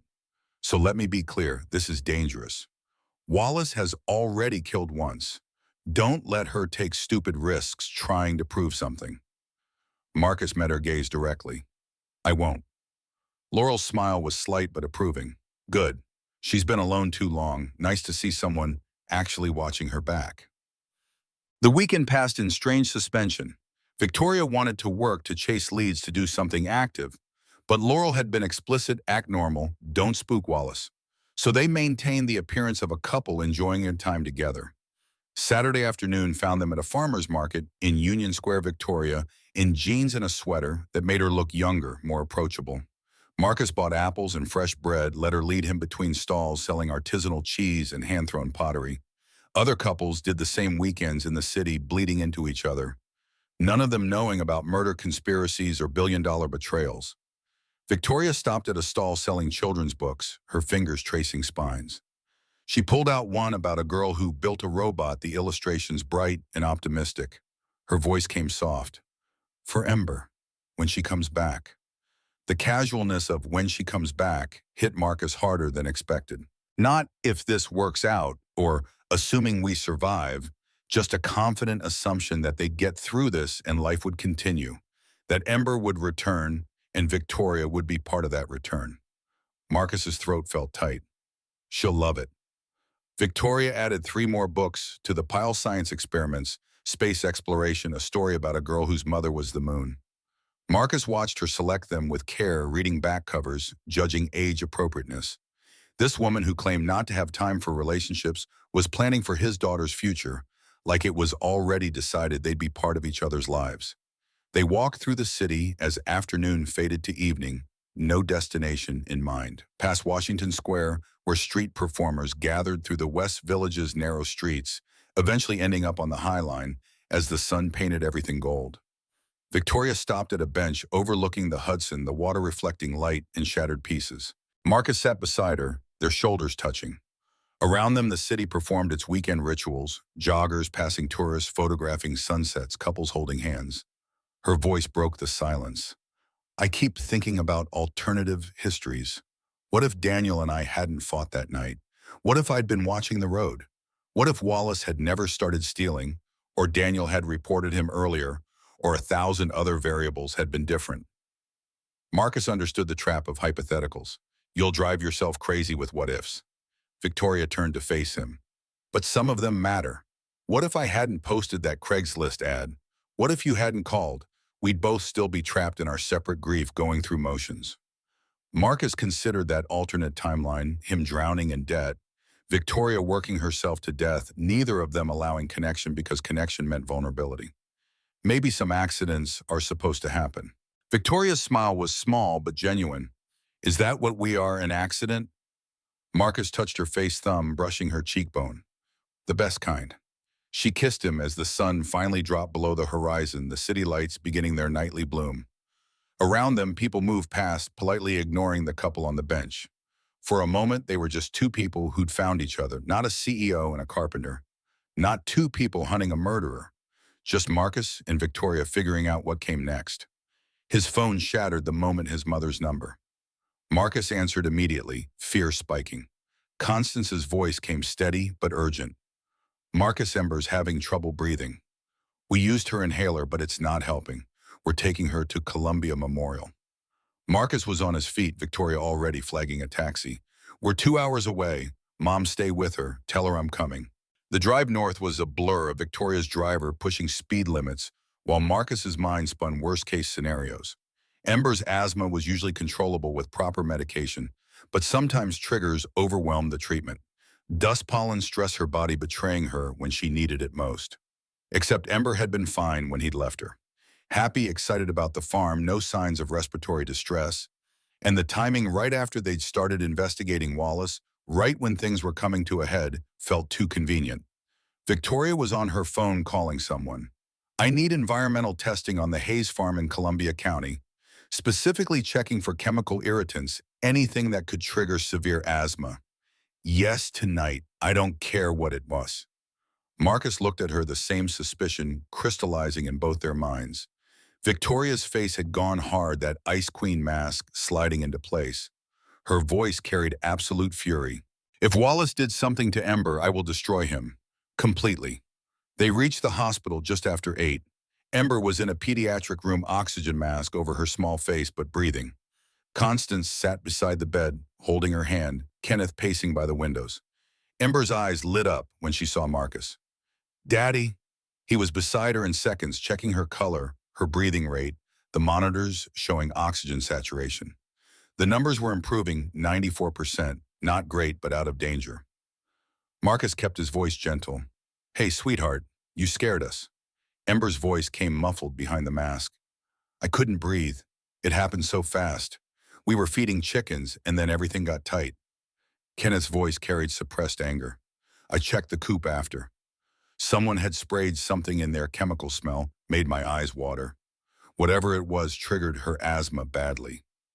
Victoria was already on the phone again, voice clipped and professional. "Laurel, we have a situation." The doctor came in young, competent, explaining that they wanted to keep Ember overnight for observation but expected full recovery. Environmental asthma triggers could be severe, but usually resolved with proper treatment. Someone should identify what she'd been exposed to and avoid it in future. Marcus waited until the doctor left.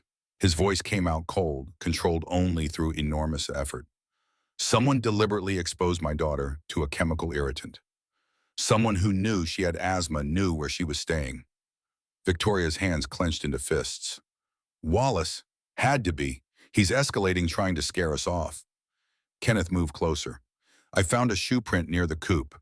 Fresh probably from this morning. Called the local police, but they're treating it as trespassing, not attempted murder of a child."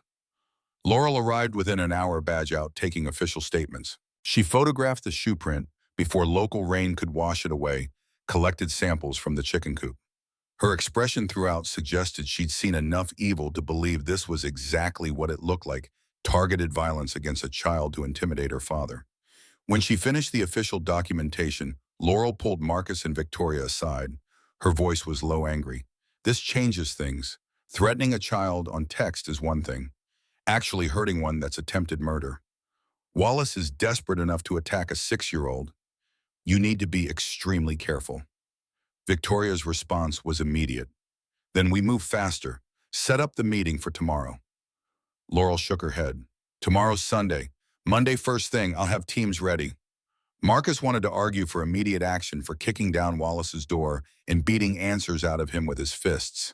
But Laurel was right. They needed this done correctly legally, in a way that would put Wallace away forever rather than letting him walk on technicalities. He stayed with Ember through the night, Victoria in the chair beside him, both of them unwilling to leave her unguarded.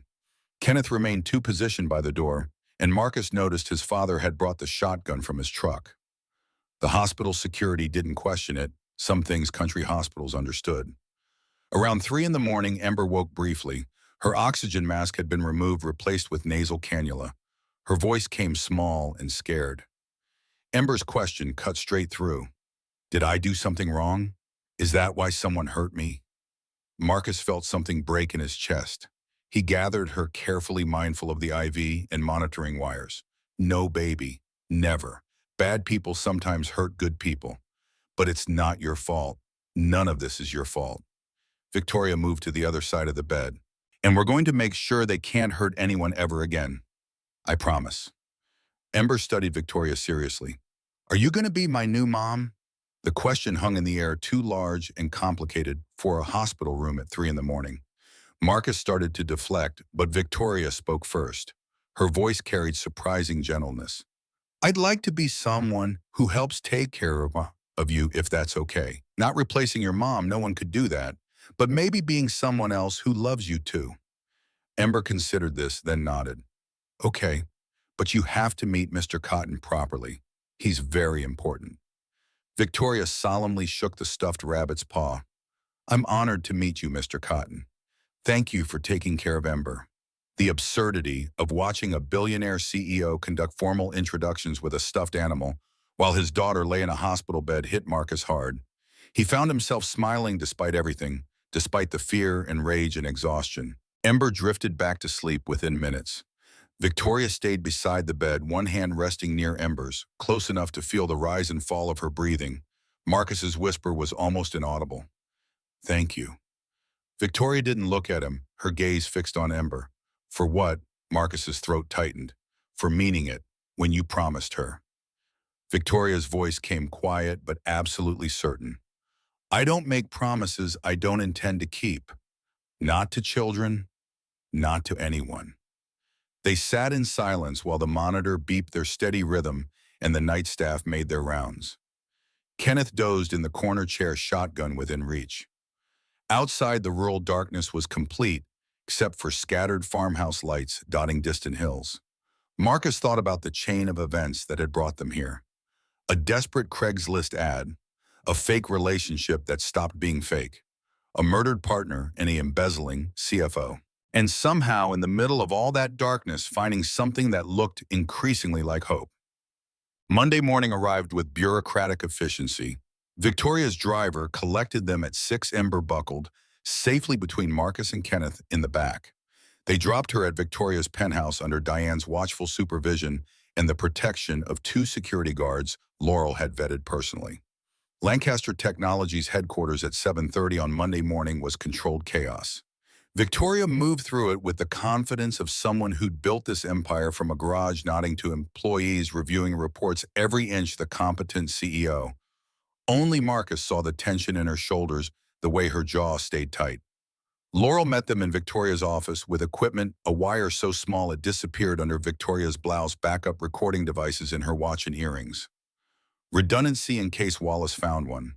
The technical team had tested everything twice. Signal strong battery life, good for hours.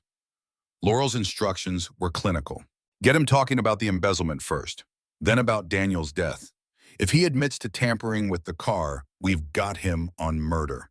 If he admits to the chemical attack on Ember, that's attempted murder of a minor. Either way, he's done. Victoria nodded, her expression carved from ice. And if he tries something? Laurel gestured to the unmarked van across the street. We're listening to every word. My team has the building surrounded. He makes a move, we're there in 30 seconds. Marcus caught Victoria's hand. You don't have to do this. Let the police handle it. Victoria's smile held no warmth. He killed Daniel. He attacked Ember. This is personal now. I need to hear him admit it. The meeting was set for 9 o'clock. Wallace's calendar showed him arriving at 8:30, giving Victoria time to position herself. She'd chosen her private conference room on the 41st floor, one level above her office. Glass walls with remote-controlled privacy screens. One exit to the main hallway. Nowhere to run. Marcus waited in Victoria's office with Laurel headphones on, listening to dead air, while Victoria reviewed documents and waited. The minutes crawled past with the unique torture of knowing someone you cared about was walking into danger. At 8:55, Wallace's voice came through the wire. Victoria, you wanted to see me. Tristan Wallace was 53, medium height, graying hair, the kind of face that disappeared in crowds. He'd worked for Lancaster Technologies in 2 stints, separated by 4 years, his resume showing competence without brilliance. The perfect person to hide in plain sight. Victoria's voice stayed professional. Tristan, thanks for coming. I wanted to discuss some concerns about the Nakamura deal before today's board meeting. The sound of chairs scraping, papers rustling. Wallace's response carried studied concern. Of course.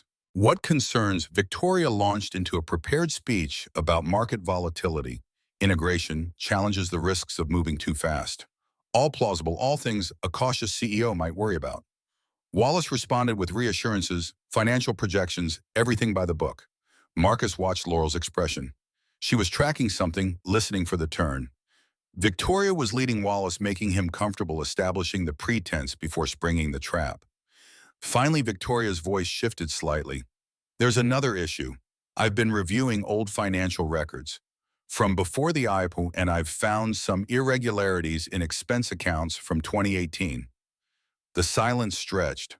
When Wallace spoke again, his voice had changed. Irregularities. Victoria's tone stayed neutral.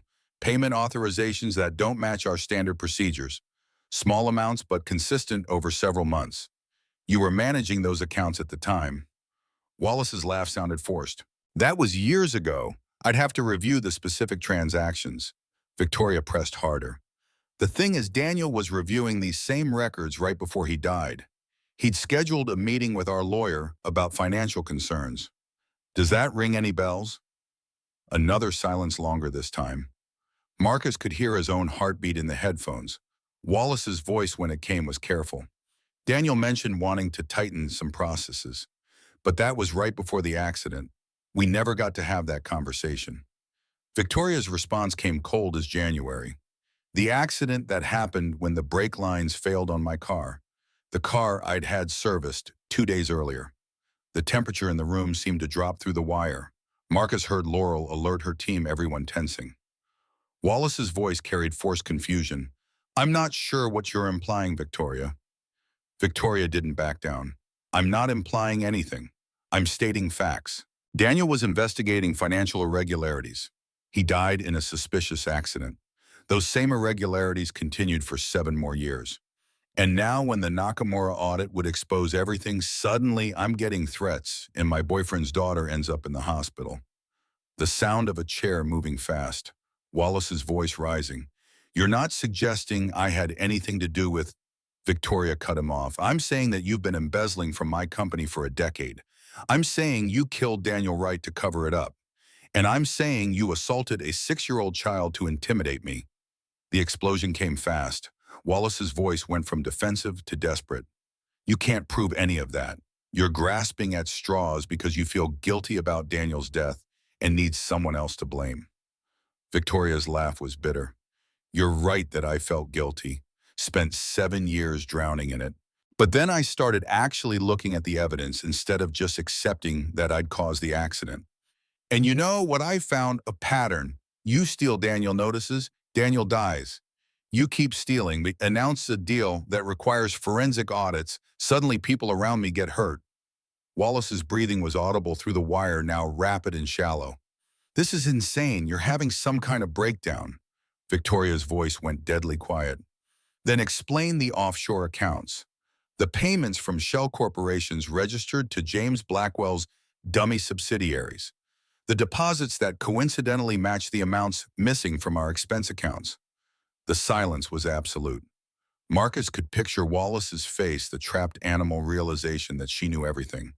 When Wallace finally spoke, his voice had changed completely. No more pretense, just cold calculation. "You should have taken the warning seriously. Should have backed off the deal. Should have kept your carpenter boyfriend and his kid out of my business." The admission hit like lightning. Laurel was already moving her team, mobilizing. But Wallace wasn't finished. His voice carried venom. "Daniel was stupid, just like you're being stupid. But he wouldn't listen to reason. I tried to warn him, told him the accounting errors were system glitches, that we'd fix them. But he kept digging, kept insisting we do a full audit. So yes, I cut his brake lines. Made sure it would look like mechanical failure. And your guilt did the rest. You were so busy blaming yourself, you never looked deeper." Victoria's response came steady despite what she must be feeling. "An ember, a 6-year-old child." Wallace's laugh was ugly. "Collateral damage. You want to play in the big leagues, sometimes innocent people get hurt. That's reality. You and your boyfriend should have walked away when you had the chance." The sound of movement, fast, violent. Wallace's voice rising. "But it doesn't matter now. You think you're recording this? I swept for wires. Nothing's getting out of this room." Marcus was already moving, Laurel beside him, both of them running for the stairs. 40 floors between them and Victoria. The elevator would be too slow. His heart hammered against his ribs. Victoria's voice came through the wire, fear breaking through for the first time. "What are you doing?" The sound of something metallic clicking. Marcus's blood froze. "A gun." Wallace's voice turned vicious. "Blackwell promised me $5 million to make this go away. I'll tell him I tried to warn you that you attacked me, that I defended myself. Your death will buy me time to disappear with the money." Laurel was shouting into her radio. "All units move now. Suspect armed, active threat." The stairwell was endless. Marcus's legs, burning lungs, screaming. Below him, the SWAT team was faster, already clearing floors. But 40 flights was 40 flights. Through the headphones, Victoria's voice stayed surprisingly calm. "You won't get away with this. The wire you missed, it's in my watch. Everything's recorded. My head of security is listening right now, and the SWAT team is already on their way." Wallace's response was a roar of fury, the sound of glass shattering, footsteps running, shouting from multiple directions. Marcus hit the 41st floor as chaos erupted. The hallway was full of tactical officers, guns drawn, converging on Victoria's conference room. He pushed through, ignoring orders to stay back, needing to see her. Victoria stood pressed against the far wall, her face pale but composed. The conference table was overturned, glass from the door scattered everywhere. Tristan Wallace was on his knees, three officers restraining him, a gun on the floor 10 feet away. Laurel was reading Wallace his rights while he screamed about lawyers and entrapment and false accusations. But the wire in Victoria's watch had recorded everything. His confession to Daniel's murder, his admission of attacking Ember. All of it preserved in digital clarity. Marcus reached Victoria in 3 strides, pulling her against him. She was shaking, the adrenaline finally hitting now that the danger had passed. But she held together, her voice steady when she spoke. Victoria's words came clear for the recording, for the evidence. That's Tristan Wallace, CFO of Lancaster Technologies, Boyle, confessing to the murder of Daniel Wright and the attempted murder of Ember Hayes. Everything he said is recorded. Laurel gave a thumbs up. They had it all. Wallace would spend the rest of his life in prison. The investigation would expand to Blackwell and anyone else involved. Justice finally 7 years late, but arriving nonetheless. Victoria's control broke. She pressed her face against Marcus's chest, her whole body shaking with reaction. He held her while officers processed the scene, while Laurel coordinated with her team, while the machinery of justice ground forward. Marcus's voice came low just for her. "It's over. You did it. He's done." Victoria's whisper was barely audible. "Daniel, 7 years I thought I killed him. 7 years of guilt for something I didn't do." Marcus tightened his grip. "You know the truth now. He knows. Wherever he is, he knows." They stood like that while the chaos moved around them, 2 people who'd started as a transaction and become something neither had expected. The fake relationship had died weak. Tristan Wallace's arrest made the evening news within hours. Lancaster Technologies' CFO charged with murder, embezzlement, conspiracy. The financial media descended like locust cameras positioned outside headquarters, reporters shouting questions at anyone entering or leaving the building. Victoria's PR team went into crisis mode, crafting statements that acknowledged the situation without admitting liability. Marcus watched from Victoria's office as she handled call after call, board members demanding explanations, investors threatening to pull out, competitors circling like sharks, scenting blood. She moved through it with mechanical precision, her voice never wavering, but her hands trembled slightly when she set the phone down between calls. Diane brought coffee. Neither of them drank. Her assessment was clinical, despite obvious concern. Stock dropped 11% at opening. Trading was halted twice. The Nakamura deal is in serious jeopardy. They're questioning our internal controls, our due diligence processes. Victoria's laugh held no humor. "We caught a murderer and embezzler who'd been stealing from us for a decade, and somehow that's our failure." Diane's expression softened. "The market doesn't care about justice. It cares about stability. Right now, Lancaster Technologies looks like a company that couldn't spot a criminal in its C-suite for 10 years. The phone rang again. Victoria stared at it with something approaching hatred before answering. Marcus recognized her father's voice, concerned and demanding in equal measure. She handled him with practiced patience, explaining the situation, accepting his worry, promising she was safe. When she finally ended the call, exhaustion showed through the cracks in her armor. Marcus moved closer, standing within reach, but not touching, letting her decide if she needed space or contact. Her voice came out hollow. "My entire executive team is under investigation now. Federal agents are seizing files, interviewing employees. The DA wants me to testify before a grand jury about what I knew and when I knew it."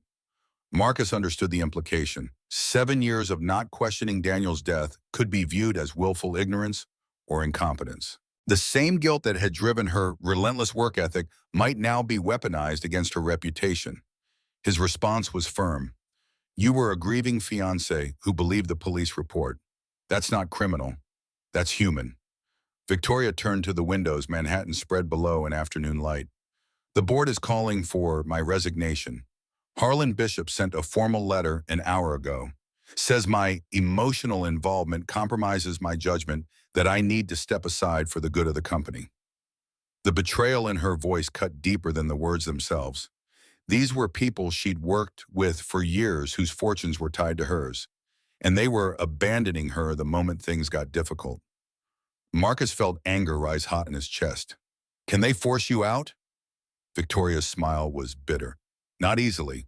I control 42% of voting shares, but they can make my life hell, tie up every decision in committee reviews. leaked damaging stories to the press. Death by 1,000 cuts. Diane cleared her throat. There's something else. Detective Montgomery called. They've been going through Wallace's communications. He wasn't working alone. That got Victoria's full attention. She turned from the window, focus sharpening. Who else? Diane pulled up an email on her tablet. Silas Mercer, your VP of Operations. Turns out he's been feeding information to Wallace and through him to James Blackwell. Detailed reports on the Nakamura negotiations, our security protocols, even your personal schedule. Marcus remembered the name from their investigation, the executive who joined from Blackwell Industries 5 years ago. At the time, they'd been too focused on Wallace to dig deeper into Mercer's background. Victoria's voice went cold. Where is he now? Diane's expression answered before her words did. Gone. Didn't show up this morning. His apartment in Battery Park is cleared out. Best guess is he ran the moment Wallace was arrested. Victoria was already dialing Laurel's number, putting it on speaker. The detective answered on the second ring, background noise suggesting she was in a vehicle. Laurel's voice carried frustration. I was about to call you. Silas Mercer's car was found at JFK long-term parking. Security footage shows him boarding a flight to Grand Cayman 6 hours ago. By the time we got a warrant, he'd already cleared Cayman Customs and disappeared. Victoria's hand clenched into a fist. So he gets away. Laurel's pause was weighted. Not necessarily. We're building a conspiracy case that includes everyone involved. Mercer's flight makes him look guilty, which actually helps us. And we're working with federal prosecutors' wire fraud murder for hire the works. These charges cross state lines and international borders. He can run, but his assets can be frozen, his accounts traced. Marcus voiced what he suspected Victoria was thinking. What about Blackwell? Wallace confessed to working with him. Laurel's sigh carried through the phone. That's where it gets complicated. Wallace's confession implicates Blackwell, but Blackwell's lawyers are already claiming Wallace acted independently, that any payments were legitimate consulting fees. Without harder evidence, it's Wallace's word against a man with unlimited legal resources. Victoria's expression hardened into something Marcus was beginning to recognize, the look that preceded absolutely ruthless decision-making. Then we get harder evidence. After Laurel hung up, promising to keep them updated, Victoria stood motionless for several minutes.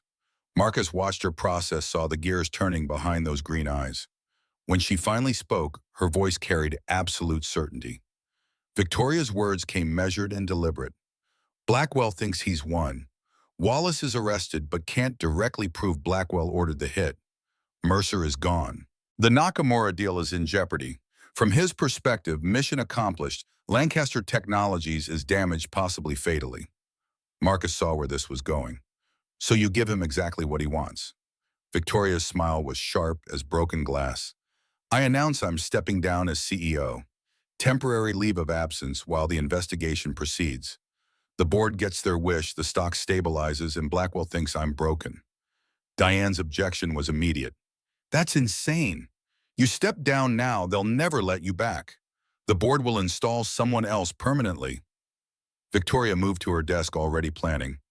Not if the leave is conditional. I step aside while focusing on the federal investigation, providing full cooperation. Paint it as taking responsibility for oversight failures while maintaining innocence.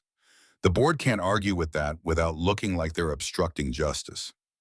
Marcus admired the strategy even as he worried about the cost. And while you're on leave, Victoria's expression carried predatory satisfaction. I hunt. No corporate obligations tying me to public statements or SEC regulations. Just a private citizen helping law enforcement build a case against the people who murdered my fiancée. The plan was elegant and terrifying. Victoria would sacrifice her position temporarily to gain the freedom to pursue Blackwell without the constraints of being a CEO under federal scrutiny. It was the kind of calculated risk that either cemented her legend or destroyed her completely. Diane studied her boss with something approaching awe. You've been thinking about this since Wallace's arrest. Victoria didn't deny it. I've spent 7 years building this company as penance for Daniel's death. Time to actually avenge it instead. The press conference happened Tuesday afternoon. Victoria stood at a podium in Lancaster Technologies' main conference room, cameras clicking like mechanical insects, reporters packed shoulder to shoulder. She wore gray, the color of neutrality, of seriousness, of someone accepting responsibility. Her statement was brief and devastating. She acknowledged the criminal investigation, expressed shock and betrayal, took full responsibility for oversight failures. And then, voice steady, she announced her immediate leave of absence pending resolution of the federal case. The questions came like artillery fire. Victoria deflected them with practiced skill, neither admitting guilt nor claiming complete innocence. She was a CEO who'd failed to catch a criminal in her organization and was stepping aside to let proper authorities handle it. The narrative played well, humble, responsible, focused on justice rather than self-preservation. Marcus watched from the back of the room, Laurel beside him in plain clothes. The detective's quiet observation cut to the heart of it. She's good, makes herself look vulnerable while actually gaining tactical advantage. Marcus couldn't argue. Victoria had just freed herself from corporate obligations while positioning herself as the wrong party helping investigators. The optics were perfect. When she stepped away from the podium, ignoring the continued shouting questions, Marcus met her in the private hallway behind the conference room. Her mask cracked slightly when she saw him, exhaustion breaking through. His arms came around her without asking permission. She melted against him for exactly 10 seconds, allowing herself that moment of weakness before straightening and rebuilding her armor. Victoria's voice emerged steadier than it had any right to be. Phase 1 complete. Now we need to make Blackwell comfortable enough to make a mistake. Laurel joined them, phone already out. Federal prosecutors want to coordinate. They're opening a RICO investigation, Racketeer Influenced and Corrupt Organizations Act. If we can prove Blackwell ran a criminal enterprise, everything he owns becomes subject to seizure. The scope of that ambition was staggering. RICO cases were notoriously difficult to prove, requiring extensive evidence of pattern and conspiracy. But success meant complete destruction of Blackwell's empire. Victoria's smile was cold and satisfied. Good, I want him ruined, completely. They spent the rest of the week building the case. Federal agents interviewed everyone who'd ever worked with Wallace or Mercer. Forensic accountants traced money through increasingly complex shell corporations. Digital forensics experts recovered deleted emails and encrypted communications. And slowly, painfully, a picture emerged. Silas Mercer, they hadn't just been feeding information, he'd been Blackwell's inside man from the beginning. Planted at Lancaster Technologies 5 years ago specifically to create vulnerabilities Blackwell could exploit. The man had perfect credentials, glowing recommendations from former Blackwell colleagues, a resume designed to get him hired. But the deeper revelation came Thursday evening. Marcus and Victoria were in her penthouse. She'd moved operations there, away from the office where she was no longer technically employed. Ember was with them, playing with the robotics kit Victoria had bought, building something that looked like a mechanical spider. Laurel arrived with a banker's box full of documents. Her expression suggested she'd found something significant and wasn't happy about it. She set the box on the dining table, pulling out a file folder with evidence tags. Laurel's voice carried careful neutrality. We got a warrant for Wallace's storage unit in New Jersey. Found old financial records going back 12 years, before he left Lancaster the first time before Daniel died. Victoria moved closer, already reading over Laurel's shoulder. Marcus saw her face change color, draining until she looked carved from marble. The documents showed payments from a shell corporation to Wallace starting in 2013, 2 years before Daniel's death. Regular deposits always under $10,000 to avoid federal reporting requirements. The Shell Corp traced back through 3 layers to a holding company owned by James Blackwell. Victoria's voice emerged barely above a whisper. Blackwell was paying Wallace 2 years before Daniel died. Laurel nodded grimly, which suggests the embezzlement wasn't opportunity, it was assignment. Blackwell identified Wallace as vulnerable, paid him to steal from Lancaster Technologies, and report back on company operations. Marcus felt the implications settle like lead in his stomach. So when Daniel started investigating the financial irregularities, Laurel finished the thought, Wallace reported it to Blackwell, and Blackwell ordered the hit. This wasn't Wallace acting independently and Blackwell capitalizing on it. Blackwell orchestrated Daniel Wright's murder from the beginning. The silence in the penthouse was absolute. Ember's mechanical spider clicked in word, oblivious. Manhattan glittered beyond the windows, uncaring. Victoria stood frozen, processing a truth that rewrote 7 years of her life. When she finally spoke, her voice carried a flatness that terrified Marcus more than rage would have ever. Blackwell killed Daniel because my company threatened his market position. He paid someone to sabotage our car, to murder the man I loved, just to protect his profits. Laurel's hand went to Victoria's shoulder. I'm sorry. I know that doesn't help, but I am. Victoria shook her head slowly. Don't be sorry. Be ready to help me destroy him. The shift from grief to fury happened in seconds. Victoria moved to her laptop, fingers flying across keys, pulling up financial data and market reports. She was already building strategy, channeling her pain into tactical planning. Marcus recognized the pattern work as anesthetic action, as antidote to feeling. He'd done the same thing after Rachel died, buried himself in carpentry until exhaustion made thought impossible. But Victoria couldn't afford numbness now. She needed clarity. His voice cut through her focus. Victoria, stop. She looked up, surprised he'd interrupted. We need to plan the approach. Figure out how to use this evidence. Marcus moved around the table, taking her hands and stilling them. You need to feel this first. You just found out the man you loved was murdered on orders from your biggest competitor. That's not something you power through. Victoria tried to pull away, but Marcus held firm. I'm fine. I can process later. Right now. Her voice cracked on the last word. The fracture spread quickly, her composure shattering like overstressed glass. She made a sound that was half fury, half anguish, and Marcus caught her as she collapsed forward. This wasn't the controlled crying from before. This was something raw, older, the grief and guilt of 7 years detonating all at once. Marcus held her through it while Laurel quietly collected Ember and took her to the guest room, giving them privacy. Victoria's words came broken between sobs. He killed Daniel for money, for market share, like Daniel was just an obstacle to quarterly earnings instead of a human being with dreams and plans and a future. Marcus tightened his grip. I know. The storm passed slowly, exhausting itself through sheer force. When Victoria finally pulled back, her face was blotchy and her eyes swollen, but something had shifted. The guilt that had driven her for 7 years had finally found its proper target. Her voice emerged hoarse but determined. We're going to get him. Not just arrested, destroyed. I want every asset seized, every business venture dismantled. I want him to understand what it's like to lose everything. Marcus brushed damp hair from her face. Then that's what we'll do. But tonight you rest. Tomorrow we hunt. The plan took shape over 3 days of intense coordination. Federal prosecutors wanted Blackwell on multiple charges, conspiracy to commit murder, wire fraud, racketeering.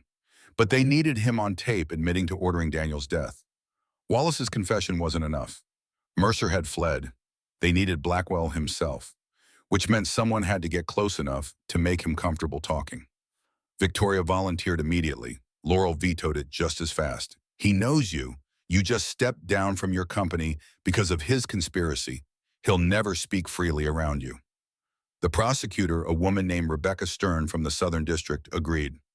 We need someone he doesn't see as a threat, someone who can approach him in a context that makes sense. All eyes turned to Marcus. He felt the weight of their attention, understanding what they were asking before anyone spoke. Stern's voice carried careful evaluation. You're Victoria Lancaster's boyfriend. Publicly known, since the press has been documenting your relationship, you could approach Blackwell claiming you're worried about Victoria, that the stress is destroying her, that you're looking for a way to protect her. Marcus's immediate instinct was refusal. He was a carpenter, not an undercover operative, but the logic was sound. Blackwell would see him as a civilian, someone outside the corporate warfare who might be leveraged. Victoria's objection came swift and fierce. Absolutely not. Blackwell ordered one murder already. I'm not putting Marcus in that position. Marcus caught her hand. Maybe that's exactly why it has to be me. He thinks he's won.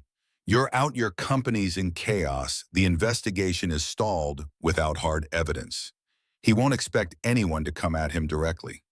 Laurel added her professional assessment. We'd wire you properly, have teams positioned everywhere. The meeting would be in a public place, his office, a restaurant somewhere we can maintain visual contact. The debate continued for an hour, Victoria adamant that the risk was too high, Marcus equally insistent that they needed something definitive. Finally, Stern played her trump card. Her voice carried the weight of authority. Mr. Hayes, you're not law enforcement.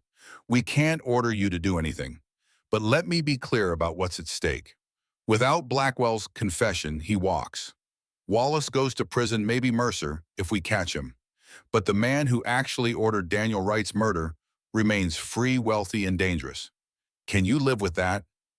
The question hung in the air. Marcus thought about Daniel, a man he'd never met, but whose death had shaped Victoria's entire adult life. Thought about Ember in that hospital bed, struggling to breathe because Blackwell's conspiracy had targeted her. Thought about the choice between safety and justice. His answer came quiet but certain. Tell me what I need to do. They spent 2 days preparing. Marcus learned to wear a wire naturally to angle his body for optimal audio pickup, to ask leading questions without sounding like he was interrogating. He practiced with federal agents who'd done this dozens of times, received coaching on how to handle threats or attempts to search him. Victoria watched the training sessions with barely concealed anxiety. She'd sit in the observation room, arms crossed, jaw tight, looking like she wanted to call the whole thing off. But she stayed quiet, trusting Marcus's decision even as it terrified her. Thursday evening, Marcus called Blackwell Industries from a burner phone. Got transferred 3 times before reaching someone who admitted to being James Blackwell's personal assistant. He kept his pitch simple. He was Victoria Lancaster's partner, needed to speak with Mr. Blackwell about a matter of mutual benefit. Understood this was unorthodox, but the situation was urgent. The callback came within an hour. Blackwell's voice was smooth, cultured, carrying precisely calibrated curiosity. Mr. Hayes, I understand you wanted to speak with me. Marcus had rehearsed this part. Mr. Blackwell, I'll be direct. Victoria's being destroyed by this investigation. She's lost her company, her reputation's in tatters, and she's convinced you're somehow responsible. I think she's having a breakdown, but she won't listen to reason. I thought maybe you and I could talk professional to professional about how to resolve this before she does something that can't be undone. The silence on the other end suggested Blackwell was evaluating, calculating. When he spoke again, his tone had shifted to something more engaged. That's quite the situation. What makes you think I could help? Marcus kept his voice steady, projecting just enough desperation. Because if there's any truth to what she's saying, if there was any connection between your companies and what Wallace did, maybe there's a way to clean this up quietly. Make the investigation go away, let everyone move on. I don't care about corporate politics. I just want Victoria safe and Ember protected. The mention of Ember was calculated, reminding Blackwell that Marcus had personal stakes beyond corporate loyalty. Stern had suggested it would make him seem more manipulable. Blackwell's response carried thoughtful consideration. I appreciate your position, Mr. Hayes. These situations can become unnecessarily complicated when emotions override reason. Perhaps we should meet in person, discuss options. They agreed on Saturday afternoon at Blackwell's office in Midtown, a neutral setting, professional with built-in security that would make Blackwell comfortable. The federal team would have surveillance positioned in surrounding buildings, audio enhancement equipment, and tactical response units within 60 seconds. When Marcus hung up, his hands were shaking slightly. Victoria appeared beside him, her presence grounding. Her voice emerged quiet and scared. You don't have to do this. We can find another way. Marcus turned to face her fully. There isn't another way. We both know it. This ends with Blackwell admitting what he did, or it doesn't end at all. Victoria's eyes carried something he hadn't seen before, raw fear not for herself but for him. She'd lost Daniel to Blackwell's conspiracy. The possibility of losing Marcus too was written across every line of her face. Her words came barely audible. If something happens to you. Marcus kissed her, slow and deliberate, trying to convey everything he didn't have words for. When they separated, he kept his forehead pressed against hers. Nothing's going to happen. I'm going to walk in there, get him talking, and walk out. Then we're going to watch federal agents arrest him, and this nightmare finally ends. Victoria's smile was fragile but genuine. Promise. Marcus thought about the promises he'd made to Rachel about living to Ember, about staying to Victoria, about seeing this through. Some promises were easy to keep. Others required walking into danger with nothing but faith and determination. His response carried all the certainty he could muster. Promise. Saturday morning arrived with unseasonable warmth, spring finally committing to its role. Marcus dressed carefully, slacks and a button-down, nothing too formal but respectable. The wire sat against his chest so small it was invisible, even if someone knew to look. Backup recording devices in his watch, in the button of his shirt. Triple redundancy. Ember had been sent back upstate to Marcus's parents, this time with explicit security protocols. Kenneth had called in favors from old Army buddies, had 3 veterans rotating watch on the property. Nothing was getting near his granddaughter again. Victoria rode with Marcus to Midtown, her hand gripping his the entire way. Laurel sat in front with the driver running through final checks. The surveillance team was already positioned agents in offices across from Blackwell Industries' audio equipment, aimed at his corner suite snipers, on rooftops in case things went catastrophically wrong. They pulled up 2 blocks away. Marcus could see the building from here, glass and steel, like Lancaster Technologies, these monuments to commerce all looking the same. Laurel turned in her seat, her expression professional but not unkind. Laurel's instructions were crisp and clear. You're meeting in his office, 40th floor. We have parabolic microphones aimed at the windows. We'll hear everything even without the wire. But the wire is backup, so keep it active. Get him talking about the past, about Wallace, about competition with Lancaster Technologies. Don't directly accuse him of murder. Let him volunteer information. Marcus nodded, his mouth dry, despite drinking water all morning. Victoria's grip on his hand tightened almost painfully. Her voice shook despite obvious effort at control. Marcus, if he threatens you, if anything feels wrong, you get out immediately. The case isn't worth your life. Marcus wanted to argue that justice mattered, that stopping Blackwell was worth risks. But the fear in Victoria's eyes stopped him. She'd already lost one man she loved to Blackwell's conspiracy. The possibility of losing another was breaking her in real time. He touched her face gently. I'll be careful. I'll be smart. And I'll come back to you. The walk to Blackwell Industries felt longer than 2 blocks. Marcus counted his breathing, steadied. His pulse tried to project the calm confidence of someone who believed he was negotiating rather than gathering evidence. The lobby was marble and chrome, sterile and expensive. Security checked his ID, called up for confirmation, directed him to the executive elevators. The 40th floor opened onto tasteful corporate luxury, thick carpet, original art, the kind of space designed to intimidate while pretending to welcome. A receptionist with a practiced smile directed him down a hallway to corner office doors standing open. James Blackwell stood at floor-to-ceiling windows, hands clasped behind his back, silhouetted against the city. 58 years old, silver hair, perfectly styled charcoal suit that probably cost more than Marcus's truck. He turned when Marcus entered, and his smile was warm and utterly false. Blackwell's greeting carried studied friendliness. Mr. Hayes, thank you for coming. Please sit. The office was exactly what Marcus expected, power and money translated into furniture and art. Blackwell took the chair behind his desk, positioning himself higher, controlling the space. Marcus sat across from him, conscious of the wire against his chest, the weapons aimed at this room from across the street. Blackwell opened with faux sympathy. I understand Victoria is going through a difficult time. These investigations can be brutal, especially when they involve people you trusted. Marcus let bitterness color his voice, not hard to fake. She's convinced you're behind everything. Wallace, the embezzlement, even Daniel Wright's death 7 years ago. I keep telling her she's paranoid from stress, but she won't let it go. Blackwell's expression remained sympathetic, but something predatory flickered in his eyes. Grief can do that, make us see conspiracies where there's only tragedy. Daniel's death was a terrible accident. Victoria was driving. They were arguing. Sometimes these things just happen. Marcus leaned forward slightly. That's what I keep saying. But she's got all these financial records connections between Wallace and your company. Says Wallace was on your payroll years before Daniel died. The temperature in the room shifted imperceptibly.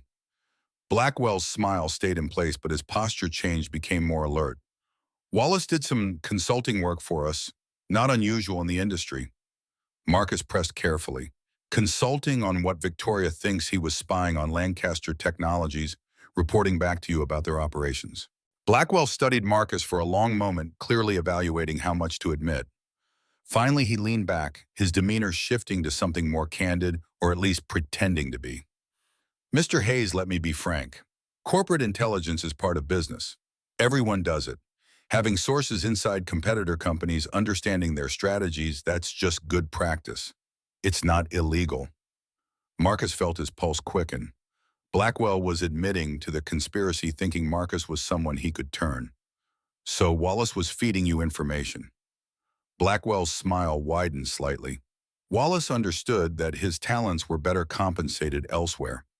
Victoria and Daniel were idealists, thought they could change the world with clean hands. But real business requires pragmatism. Marcus pushed harder, sensing Blackwell's comfort increasing. What about Daniel's death? Victoria's convinced that wasn't an accident.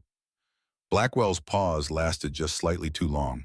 When he spoke, his voice carried carefully measured regret. Daniel Wright was in the wrong place at the wrong time. These things happen when people refuse to be reasonable. The admission was oblique but damning. Marcus felt ice spread through his veins. What do you mean, refuse to be reasonable? Blackwell stood, moving back to the windows. His voice carried the distant quality of someone discussing ancient history. Daniel discovered some financial discrepancies. Wallace informed me. I had my attorney reach out, offer to help them resolve it quietly. No scandal, no investigation, just a gentleman's agreement. Daniel refused, said he was going to report everything, do a full audit, bring in the SEC if necessary. Marcus's throat felt tight. So what happened? Blackwell turned, and his expression had shed all pretense of sympathy. Now he just looked calculating. I made a business decision. Lancaster Technologies, with Daniel at the helm, would have been a persistent problem. Ethical, careful, impossible to manipulate.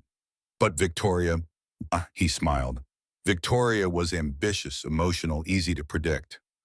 I knew if Daniel was removed, she'd react exactly as she did, blame herself, throw herself into work, build the company aggressively but carelessly, create opportunities. The casual admission of premeditated murder hit Marcus like physical impact. He forced his voice to stay steady. You had him killed. Blackwell shrugged. I had a problem solved. Wallace arranged the mechanical failure, made it look like an accident. Victoria's guilt did the rest. And for 7 years, Lancaster Technologies has been exactly what I needed, powerful enough to be worth taking down, but unstable enough to actually accomplish it. Marcus felt rage building, but kept it locked down. And the Nakamura deal. Blackwell's laugh was genuinely amused. That was almost too easy. Victoria announces a partnership that would crush my market position. I activate Mercer. He's been inside Lancaster for 5 years waiting for this exact scenario. He feeds Wallace information. Wallace panics about the forensic audit, and suddenly you have corporate chaos. Victoria steps down, the deal falls apart, and I acquire Lancaster Technologies at a fraction of its value during the bankruptcy proceedings. The completeness of the confession was staggering. Blackwell was laying out the entire conspiracy, comfortable that Marcus was someone he could turn or intimidate. But every word was being recorded, every admission captured by multiple devices. Marcus kept his voice level despite the fury burning in his chest. And Ember, my 6-year-old daughter, Blackwell's expression didn't change. Regrettable, but effective. You need to understand leverage, Mr. Hayes. Everyone has pressure points. Victoria's weakness is guilt and responsibility. Yours is your daughter. Wallace used that pressure effectively, even if he bungled the execution. Marcus stood slowly, needing to move before he did something that would compromise the operation. So you've destroyed lives, murdered people, attacked a child, all for market share. Blackwell moved closer, his voice dropping to something more dangerous. I've done what's necessary to protect my interests. That's business. And now you have a choice. You can take what you know and try to do something with it, which will go nowhere, since this conversation is just your word against mine. Or you can be smart, take the $500,000 I'm willing to offer, and convince Victoria to let this go. The bribe was almost insulting in its directness. Marcus felt every muscle in his body screaming to put his fist through Blackwell's smug face. But he held position, letting the silence stretch. Finally, he spoke, his voice carrying all the contempt he felt. You want to know what's interesting about this conversation, Mr. Blackwell? I'm wearing 3 separate recording devices. Federal prosecutors have been listening to every word, and your office is currently surrounded by FBI tactical teams. Blackwell's face went from smug to ashen in the span of a heartbeat. He took a step back, hand moving toward his desk phone, but Marcus was already speaking into his watch. You got all that, Detective? Laurel's voice came through tiny speakers. Every word. Teams are moving now. The office doors burst open, federal agents in tactical gear, weapons drawn, shouting commands. Blackwell froze, hands slowly raising, his expression cycling through shock, rage, and finally resignation. The Predator realized he'd been outmaneuvered. Special Agent Stern appeared behind the tactical team, badge out. Her voice carried absolute authority. James Blackwell, you are under arrest for conspiracy to commit murder, racketeering, wire fraud, and attempted murder of a minor. You have the right to remain silent. Marcus stepped back as they cuffed Blackwell, his hands shaking now that the danger had passed. Through the windows, he could see more agents entering the building, beginning the process of seizing evidence and securing the crime scene. 40 floors below, news vans were already arriving, cameras pointing up. Laurel appeared at his side, removing the wire with practiced efficiency. Her smile carried genuine approval. That was incredibly dangerous and incredibly brave. He confessed to everything. Marcus's legs felt unsteady. The adrenaline was crashing, leaving him lightheaded.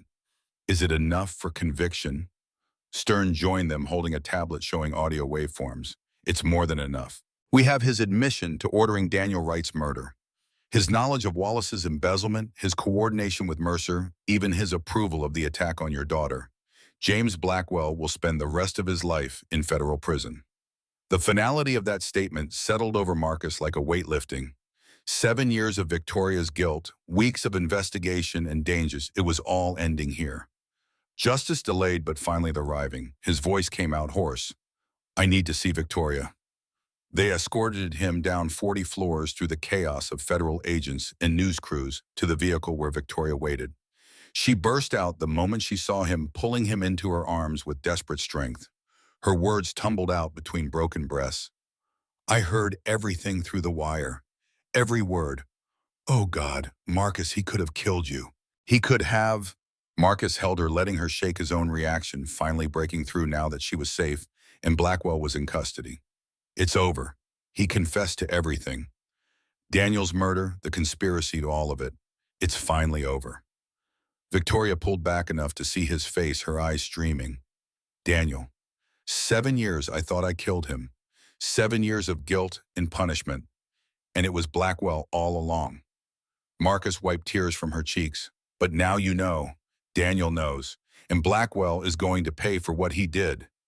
They stood there in the street while federal agents processed the crime scene and reporters shouted questions from behind barriers. Two people who'd started as a transaction become something real and survived attempted murder together. The fake relationship had died months ago. What remained was tested, proven unshakable. The weeks that followed brought resolution in layers. Tristan Wallace pleaded guilty to avoid the death penalty, accepting life without parole. His testimony filled in details of Blackwell's conspiracy, corroborating everything. Silas Mercer was arrested in Turks and Caicos, extradited to face charges. The board members who'd pushed for Victoria's resignation fell silent when her innocence became undeniable. Lancaster Technologies' stock recovered within a month. The Nakamura deal not only survived, but expanded their CEO, impressed by Victoria's integrity in pursuing justice despite personal cost. She returned as CEO with stronger authority than before, the board chastened and unable to question her judgment. Marcus watched her rebuild from a distance, at first giving her space to reclaim her company. But evenings found them together at her penthouse, now also functionally his home, though he kept his Queens apartment for the principle of it. Ember divided time between school in Queens and weekends in Manhattan, adapting with the resilience children possessed. 3 months after Blackwell's arrest, Victoria sold the penthouse. Too many memories, too much sterile perfection. They found a brownstone in Brooklyn Park Slope, ironically near one of Marcus's restoration projects. 4 bedrooms, original woodwork that made Marcus's fingers itch to restore it properly, a small garden where Ember could play. Marcus spent weekends refinishing floors and repairing the banister, while Victoria worked on her laptop at the kitchen table. Domestic and ordinary and perfect, in ways neither had imagined possible a year ago. Ember adjusted to their new dynamic with practical questions and eventual acceptance. Victoria taught her basic coding, bought her microscopes and chemistry sets, encouraged every scientific interest. She wasn't trying to replace Rachel, that was impossible and undesired. But she was building her own relationship with Ember, something unique and genuine. One evening in September, Marcus found Victoria in Ember's room reading bedtime stories. The mechanical spider sat on the nightstand, now upgraded with LED lights Ember had programmed herself. Mr. Cotton occupied his traditional place under Ember's arm.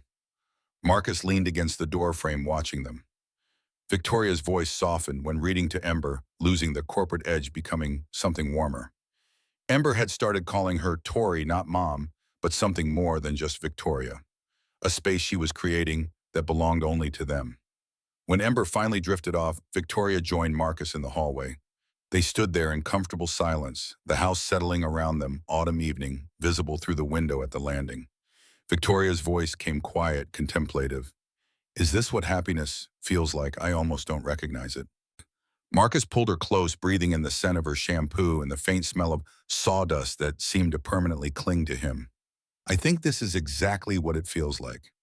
She looked up at him, and something in her expression suggested she'd been planning this moment. Marcus Hayes, I have a business proposition.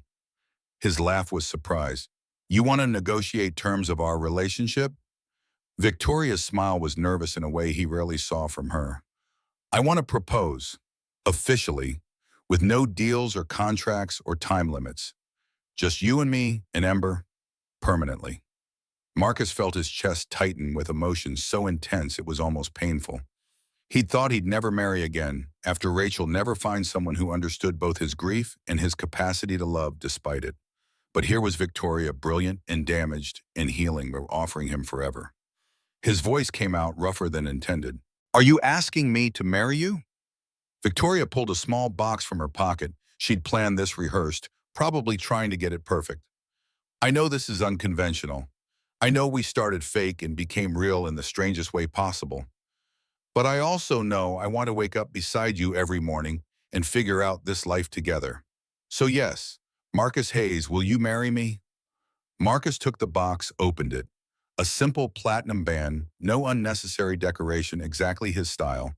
He looked from the ring to Victoria's anxious face to the hallway where Ember slept peacefully and felt something settle into place that he thought was permanently broken. His answer was simple. Yes. Victoria's laugh was pure relief and joy. She kissed him there in the hallway, both of them grinning like idiots, and Marcus thought about the journey that had brought them here. A desperate Craigslist ad, a fake boyfriend arrangement, murder and conspiracy and danger, and somehow impossibly love. The wedding happened the following spring. Small ceremony at a historic chapel in Brooklyn Heights, one Marcus had restored 5 years earlier before Rachel got sick. The irony wasn't lost on either of them. Life had strange symmetries. Robert walked Victoria down the aisle, Margaret crying quietly beside Constance. Kenneth stood as Marcus's best man Callum beside him. Ember was flower girl, taking her duties seriously, Mr. Cotton watching from the front pew. Victoria wore simple ivory, no train or veil, or unnecessary complexity. Marcus wore a suit that actually fit him properly. For once, Victoria had insisted on the tailor, and he'd stopped arguing about her spending money on him months ago. Some battles weren't worth fighting. The vows were traditional, no fancy rewrites or personalized additions. They'd had enough drama for several lifetimes. This was about promising the ordinary things, sickness and health, better and worse, all the days they'd been given. When the officiant pronounced them married, Ember cheered loudly. The gathered witnesses, 50 people who actually mattered rather than hundreds for appearance, laughed and applauded. Marcus kissed his wife and Victoria kissed her husband, and they walked back down the aisle toward whatever came next. The reception was at their brownstone backyard, strung with lights, tables scattered on the lawn. Nothing formal or stiff, just food and music and people who loved them. Marcus's construction crew mingled with Victoria's executive team.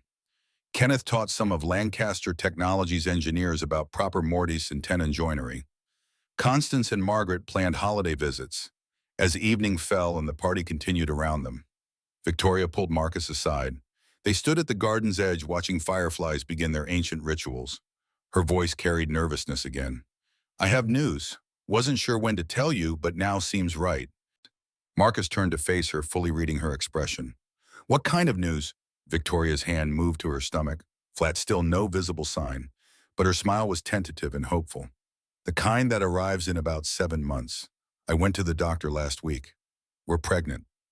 The words didn't register immediately. Then they did, and Marcus felt the world tilt sideways in the best possible way. Another child, a sibling for Ember, a baby that would be theirs together, proof that people could survive tragedy and build new families. His voice came out choked. "You're sure?" Victoria nodded, tears starting. "I'm sure. I wanted to tell you sooner, but I was scared. After everything that's happened, after losing so much, I was afraid to hope." Marcus pulled her close, his own eyes burning. "Hope is what we do now. Hope and build and live. That's what Rachel wanted. That's what Daniel would have wanted. That's what we owe them." Victoria pressed her face against his chest. "I love you. I know I don't say it enough, but I do. You saved me in every way a person can be saved." Marcus kissed the top of her head. "We saved each other. That's how it works." They stood there while the party continued behind them, two people who'd been broken and found healing in each other's damage. The journey from a Craigslist ad to this moment felt impossible and inevitable in equal measure. Ember appeared at their side, tugging Marcus's sleeve. "Why are you guys being weird?" Victoria knelt to her eye level, that technique she'd learned from Marcus, now second nature. "How would you feel about being a big sister?" Ember's face went through several expressions: confusion, realization, excitement. "Like a real baby that I get to help with." Victoria nodded seriously. "A real baby. Due next spring. You'll have to teach them everything you know about robots and science and being brave." Ember threw her arms around Victoria's neck. "I'm going to be the best big sister ever." "Mr. Cotton will help." Marcus watched them, his heart so full it felt like it might burst. A year ago, he'd been drowning in debt and grief, barely surviving. Now he had a wife, a family, expanding a life that felt like actually living, rather than just enduring. Callum appeared with champagne, raising his glass. "To the Hayes family, may you have boring, uneventful years, full of nothing but happiness." Everyone laughed and drank to that, to normalcy and peace, and the radical hope of believing in tomorrow. Marcus looked at Victoria, saw his own gratitude reflected in her eyes, and understood that sometimes the best love stories started with desperate measures and became real through shared survival. The party continued into the night. Ember eventually fell asleep on the couch, Mr. Cotton clutched tight. Guests departed with hugs and promises to visit. The cleanup could wait for tomorrow. Marcus and Victoria stood on their back porch, watching stars appear between city lights. Her hand rested on her stomach, his arm around her shoulders. Inside their house held the evidence of a life being built. Ember's artwork on the fridge, Marcus's tools in the basement workshop, Victoria's home office, with screens showing markets she no longer let consume her. Victoria's voice came quiet into the darkness. "Do you ever think about how different things would be if you hadn't answered that ad?" Marcus considered. "Every day. But I did answer. You did post it. And somehow we found our way here." Victoria turned to face him, streetlight catching her features. "The thing about second chances is they're terrifying. Losing something once teaches you how easily it can be lost again." Marcus understood that fear intimately. But not losing it the second time teaches you it's worth the risk. Victoria smiled, not her CEO smile or her public face, but the genuine warmth reserved for people she actually loved. "When did you become a philosopher?" Marcus kissed her gently. "When I fell in love with someone who needed practical wisdom more than grand gestures." They stood there as the city breathed around them, two people who'd survived murder conspiracies and personal tragedies in the complicated work of learning to trust again. The brownstone behind them held their future, a family, a home, the radical ordinary of building a life together. Sometimes the most unexpected arrangements became exactly what was needed. Sometimes contracts evolved into commitment. Sometimes two broken people found their matching pieces in each other's damage and built something stronger from the fragments. Marcus thought about promises, the ones he'd made to Rachel, about living to Ember, about staying to Victoria, about forever. Some promises were kept through sheer determination. Others through grace and luck, in the stubborn refusal to let loss be the final word. In the end, the story that had started with desperation and deception had become something honest and true. Marcus Hayes and Victoria Lancaster. Two people who'd needed each other for all the wrong reasons and stayed for all the right ones. That was worth any price, any risk, any leap of faith into the uncertain future. Together, they walked back inside to the life they were building, messy and imperfect and absolutely real.